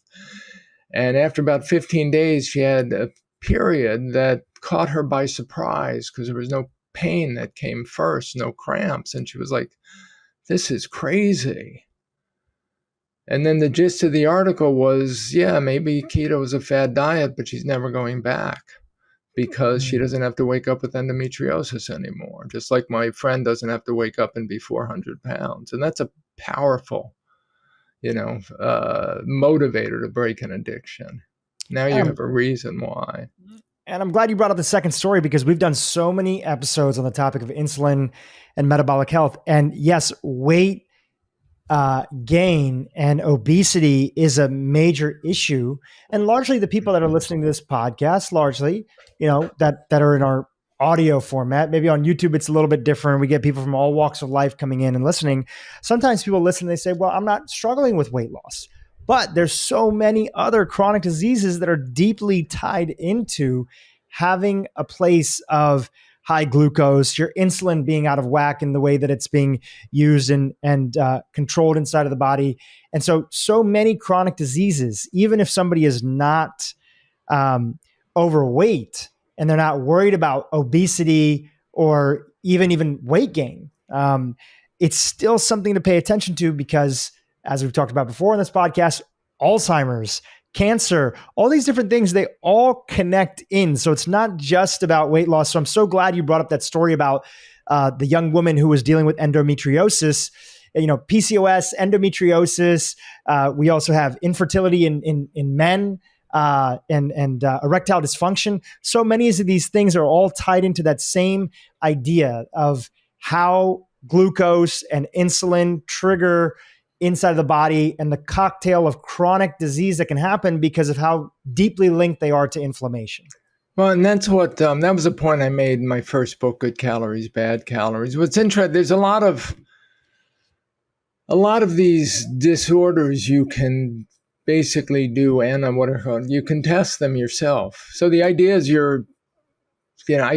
my wife will joke that if I saw somebody get hit by a car outside the window, I would somehow blame it on carbohydrates. But the general idea here is we dramatically changed our food system with the Industrial Revolution and moving from the hunter-gatherers to agriculture to the Industrial Revolution and the sort of refined processed foods and sugars that we've been living with. And along with that comes this whole slew of what are sort of diseases of Western diets and lifestyles that weren't really seen previously, or if they were seen, they weren't diagnosed. And now what we're saying is, look, there's a chance that these foods are the sugar and carbs and problem. You can see all of them are related. There are insulin and blood sugar associations that suggest this hypothesis could be true. And if you're experiencing symptoms like excess fat accumulation or poor blood sugar control or high blood pressure or endometriosis or polycystic ovary syndrome or memory dysfunction or erectile dysfunction, any symptom gives you the opportunity to do an experiment where you could say, I'm just going to, for 2 months, get rid of these carbohydrates in the diet, eat a low carb, high fat or a ketogenic diet or a low glycemic index diet and see if they get better.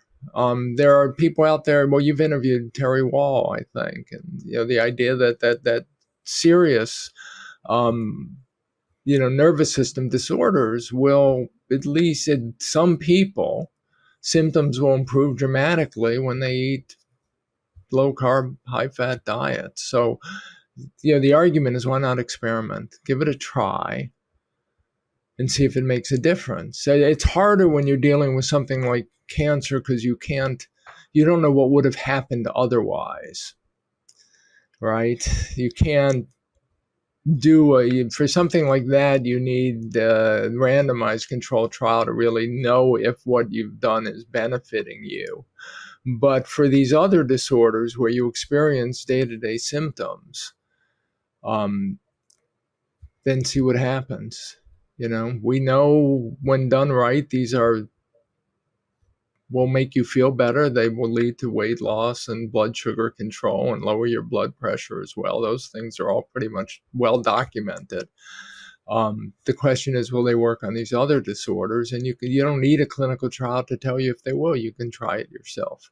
Polyphenols are, interestingly, early science, we dismissed them. I mean, they're not minerals, they're not vitamins. I mean, we refer to them as nutrients, but technically, by the hardest definition, they don't. They're not minerals or vitamins. But they're the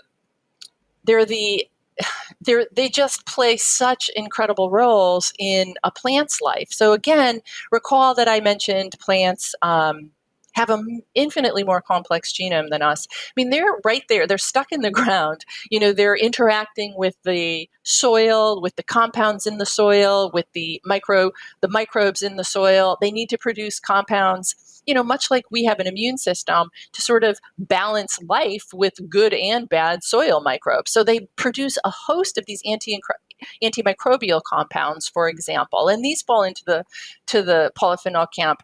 They're taking in sun to make their energy. So they are, by extension, generating loads of potential oxidative compounds. They need to protect themselves from that exposure, as well as harness the sun to make their energy. The polyphenols are key players in that.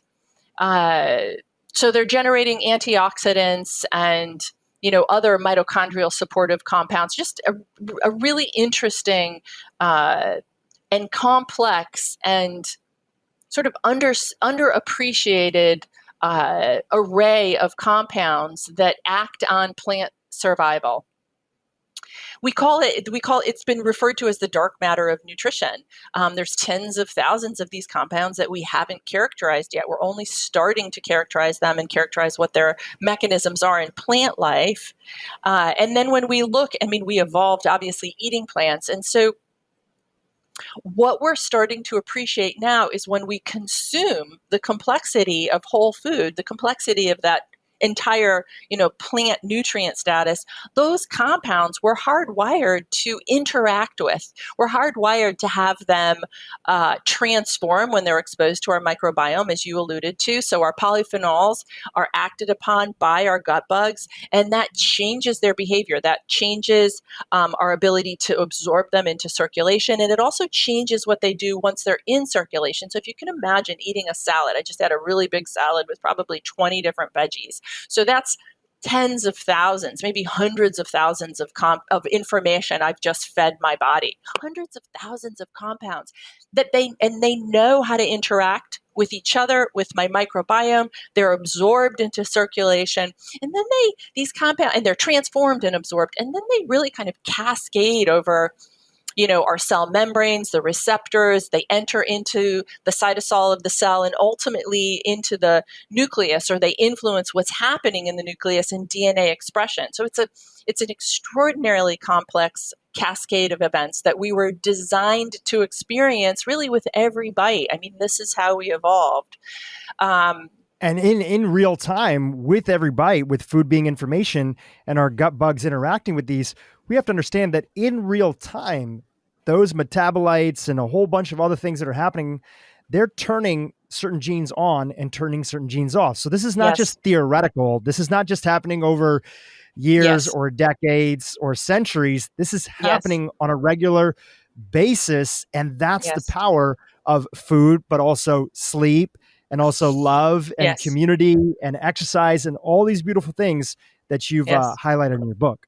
That we have, and as we blast out into the stratosphere of technology where we can look at gene expression with the kind of insight that we're able to now, the take home has been, walking more closely from where we came. There's an appreciation from this whole foods, minimally processed diet, from moving our bodies, sleeping enough, et cetera.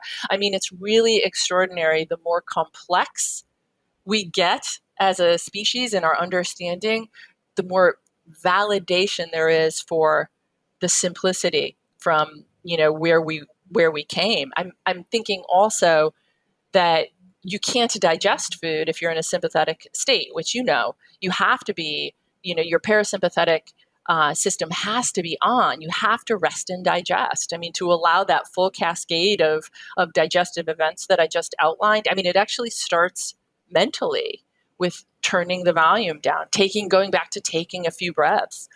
That step alone can help us harness the nutrient potential from our food. We won't access the full nutrient potential if we're rushing between meetings, or we're in a, horrible New York City traffic jam, or, the suburbs of New York, which are basically where I live. I mean, you're not going to be, you may be eating a beautiful, well-prepared organic salad, but if your mind space isn't able to actually receive that nutrition, you're not going to harvest its potential. I mean, it's really kind of extraordinary. One item that I just wanted to toss in, I'd love to get your thoughts on it, because we just wrote this whole deep dive. My business partner, who you know well, Dr. Mark Hyman, he recently spent this summer with a group of centenarians and very close to being centenarians in so cool. in Italy and Sardinia. And one of the things that he was talking about is like, he was reminding people on social media that, hey, by the way, animals can also have higher concentrations of polyphenols. And one of the things that he saw that the Sardinians do is that right before they harvest their goat milk's cheese, they will go and have those goats feed on rosemary and all these other really incredible compounds that are there. And they pre-flavor that cheese, that highly amazing, wild, fed, grass-fed sort of cheese that these goats are producing. And then now that cheese has a higher concentration. Now, they don't know what polyphenols are, but they just understood over centuries and centuries that, one, probably the cheese tastes way better when they do that. And that also that it probably feels good to them too. So in addition to plants, we also, for those that include animal protein in their diet, it's an important reminder that we want to start looking out for more grass-fed and getting away from conventionally farmed meats that are out there. And as the world of regenerative farming starts to explode and become more available, it's still quite small now. That is another interesting area to pay attention to. So any thoughts on that from your perspective? Yeah. I mean, yes, it's so interesting. I was talking to Jeff Bland about this recently, that, if you're eating a conventionally grown tomato, after many, many cycles of it being hybridized,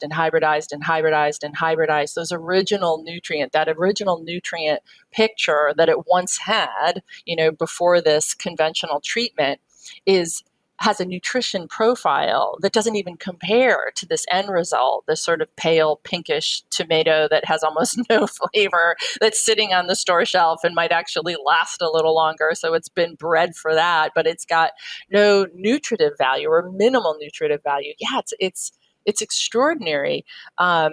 So it's not so how that tomato, if it's been allowed to say remain with its its original genome or a minimally altered genome is huge.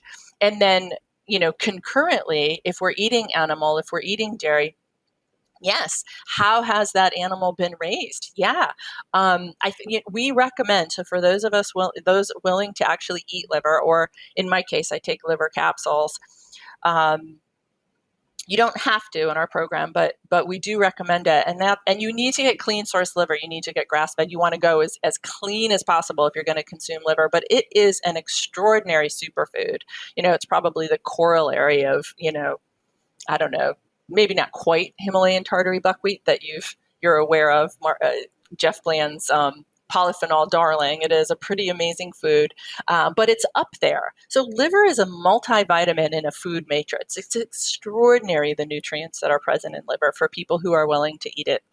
It's what we used back in the day. So before we synthesized vitamins and sort of isolated them and gave them as separate constituents, liver was how we treated, many conditions of nutrient depletion, like pernicious anemia or B12 neuropathies or folate deficiencies, alcoholism, et cetera. You got an injection of some pulverized liver, basically. And so we brought that back as an important component for those who will consume it. For sure. It's been a big part of ancestral diets, and we're rediscovering it in a way that we are understanding the power of these things. But of course, as you mentioned, quality matters. We can eat less overall animal protein compared to the standard American diet, but the animal protein we do have, we can make sure that it's of the highest quality that's out there. I want to define two more areas. Again, this is all laying out the groundwork before we get to the shebang, which is talking about study and how it's all been laid out and the findings that you found. And this is a really good opportunity here to just break down the landscape of a few terms that have come up. So what is biological age in contrast to chronological age? Again, I love to just break down the basics for people. And then how do we think of lifespan and health span within those two? Yeah. Okay. Good. So chronological age is really quite simply how long we've been on the planet. That's it. How many years we've been here. Biological age is actually what's happening physiologically with regard to, the length of time we've been here. Biological age can move forward faster than chronological age, so we can be aging faster. Biological age can also move in reverse, actually. We didn't know that until recently, but new studies, including ours, are suggesting that we can slow it down or even turn it around. So we're improving physiology in such a way it's consistent with a younger, youthful sort of phenotype. Right. So I turn 40 next year, but if I'm doing all the right things, then I could actually test and measure, which we'll talk about how people at home can do this. There's actually some tools that they have access to where you can get a good reading of your biological age.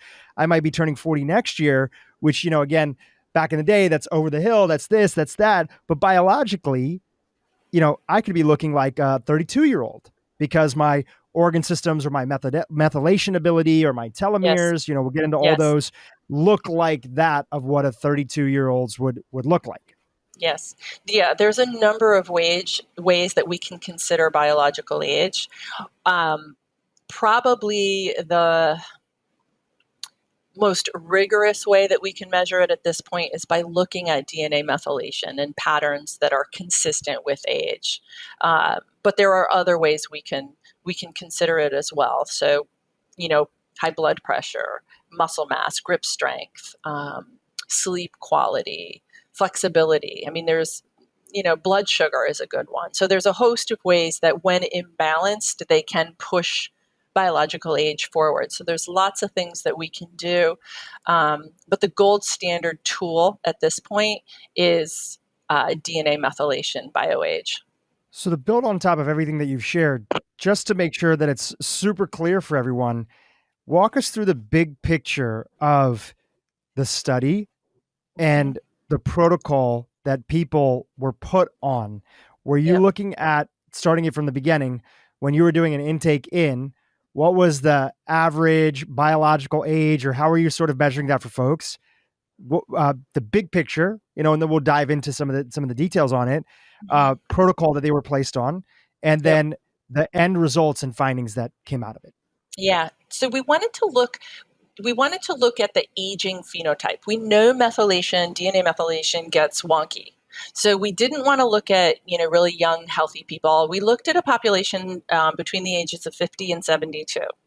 So we knew we should see some changes there, some negative changes. It's just the journey of aging. But we wanted our participants to be healthy. We didn't want to look at, diabetics or people with cardiovascular disease. So it took us a year, interestingly, to recruit for an 8-week study because we had to sift through a lot of people who wanted to participate and weren't sufficiently healthy.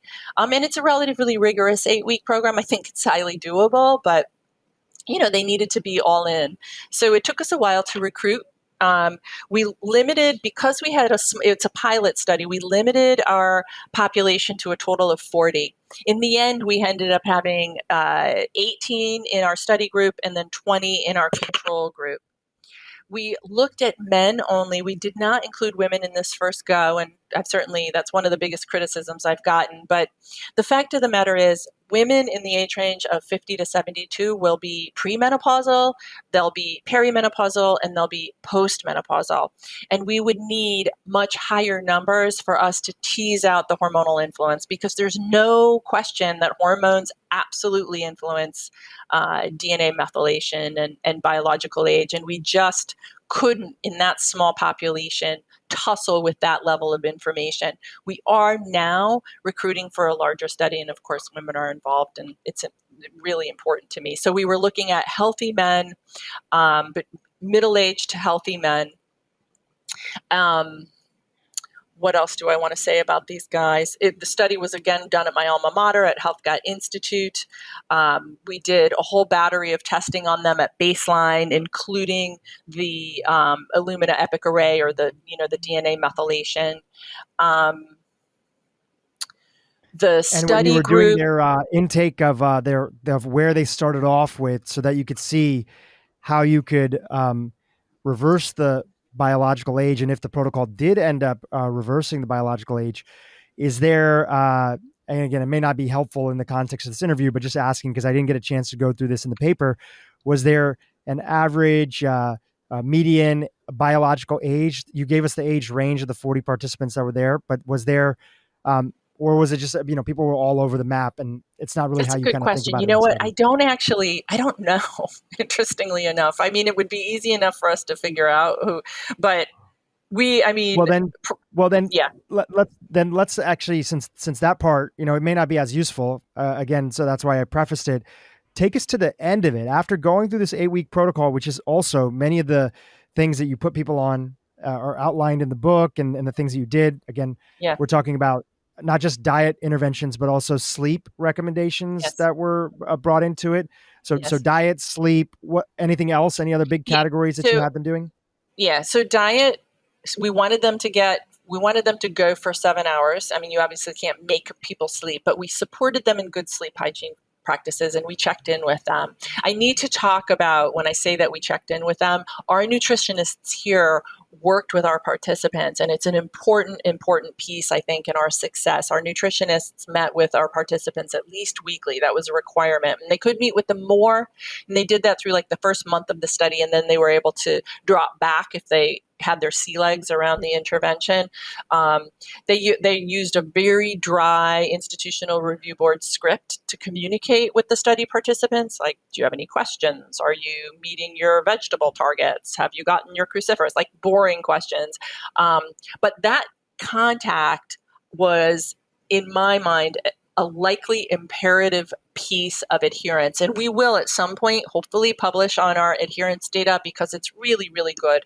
And nutritional interventions are notoriously just sloppy and poorly recorded, and outcome is, it's difficult to tease out what's significant and what's not, and nutrition interventions are often challenged. So I think having the nutrition team work with them, even in this dry capacity, was the difference between success and failure. If we had just given them a printout at the beginning of the study and said, Godspeed to you, I just don't think we would have seen the changes at all. And on the topic of the polyphenols, was there an amount that you recommended that people had daily? Was there specific ones that you recommended for folks to include? Yeah. Yes. So yes, absolutely. We, just as I mentioned in the beginning, we gave them a greens powder. So they had to go with at least 7 cups of vegetables. We needed them to get some beets, and in the breakdown of those vegetables, they were getting cruciferous veggies. They were getting colorful veggies. The veggies that we wanted them to choose were lower glycemic, so we didn't want them to do, a ton of carrots or sweet potatoes. And they can, but we just wanted to be mindful around glycemic load and, just sugar cycling. For the polyphenols, so those vegetables are all going to include some of the epinutrient polyphenols, but we specifically wanted them to consume green tea. We wanted them to have daily turmeric powder. We wanted them to have rosemary. We wanted them to consume pumpkin seeds and, a host of other seeds, but primarily pumpkin seeds and sunflower seeds, although So they had some basic targets that they needed to achieve daily, which I just outlined, and then they had subcategories of things that we would encourage. So the daily targets wouldn't be calorically sufficient for them, so they need to incorporate some of these secondary components, and they could choose additional polyphenols and additional really nutrient dense foods as well. We wanted them to have a little liver was one of those foods that you recommended to them. That's right. Yeah. So 5 eggs a week, 5 to 10 eggs a week, I should say. So a minimum of 5 eggs. They don't have to have them every day, but we gave them a weekly target. We wanted them to try for 3 servings of liver per week. So not a daily thing, but 3 servings per week. And really most of our participants were able to do so. The nutritionists would guide them towards where they could get quality sources. Our study was, again, it was out in Portland, Oregon, where there's, pretty readily accessible, clean sources. So they were able to do that. We gave them a probiotic Lactobacillus plantarum. We know all of the benefits of a healthy microbiome, and certainly lots of research on the healthy microbiome influencing healthy epigenetic expression. But the Lactobacillus plantarum specifically was with the potential that it could increase microbial production of folate, of a natural folate. And we did, with all of these interventions, increase circulating folate in our participants by 15%. So, it was significant and quite appreciable. We can't target it back to the probiotic, but it could have been a piece of it. We also gave them a greens powder concentrate, so more of those really beautiful polyphenols, and they were to take that twice daily. Sleep tracking, a twice daily relaxation response breathing practice, so just twice daily, at least, 10 to 20 minutes at each time. A meditation, a basic meditation practice. Exercise was prescribed at a minimum of 5 days per week, minimum of 30 minutes time, with a perceived exertion of 60 to 80%. So 60 is, you might be breathing slightly heavy. 80 is you're breathing heavier, but you're still able to carry on a conversation. One could do whatever they were called to do for that. And what were the most common minutes. ones or things that would be recommended? Because I know that a lot of people struggle with finding that movement, and we've done whole episodes on this. It's all about figuring out what works for you. That could be tennis. They could be going on a, on a hike with friends, or a long walk, a little bit of uphill action. What did you find that that a lot of the study participants were doing that met that requirement of exercise that you were looking for at the exertion levels that you wanted to see? I'm going to say that probably the biggest activity was actually walking. I know one guy in the study I remember started walking back to and forth to his job, which is what a smart habit to develop. But again, these guys are healthy. And so they came to us with exercise practices by and large. What's interesting is that some of them had to drop back on their exercise. One guy wanted to do it. He was going to go hike in the Rockies or something, and he wanted to do the intervention while he was on this. And, that was going to be outside of our exercise prescription. So he had to wait until he got back from it.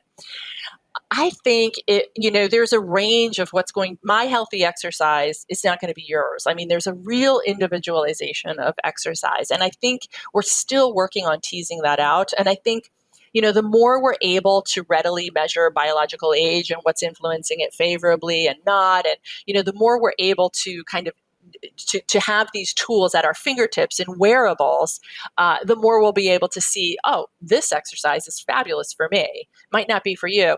So, and even though you mentioned that all these folks are healthy, but the vast majority of them are doing walking, there's probably not many people here who are listening that cannot take advantage of that. Right? That's a double negative, but almost everybody here can walk at a level. And then if they want to turn it up a little bit, then they can do that contextually for themselves. That might, for some people who are more active, be, going a little bit uphill and carefully downhill. For other people, it just might be you're picking up the pace a little bit. Instead of a very gentle walk, you're getting a little bit faster of a step in. So that piece, which was a crucial piece, a part of the study on top of the diet, the sleep, the other components of relaxation, anybody who's listening that thinks, well, they were also doing exercise too, but you can do that same version for yourself, a little bit of walking, and then just turn up the volume just slightly to get that 60% exertion that you're talking about. Hey, YouTube, if you enjoyed what you just saw, keep watching for more great content on how to improve your brain and your life. So the number one cause of death on planet Earth are the chronic degenerative conditions. And those include things like type 2 diabetes, coronary artery disease, Alzheimer's, type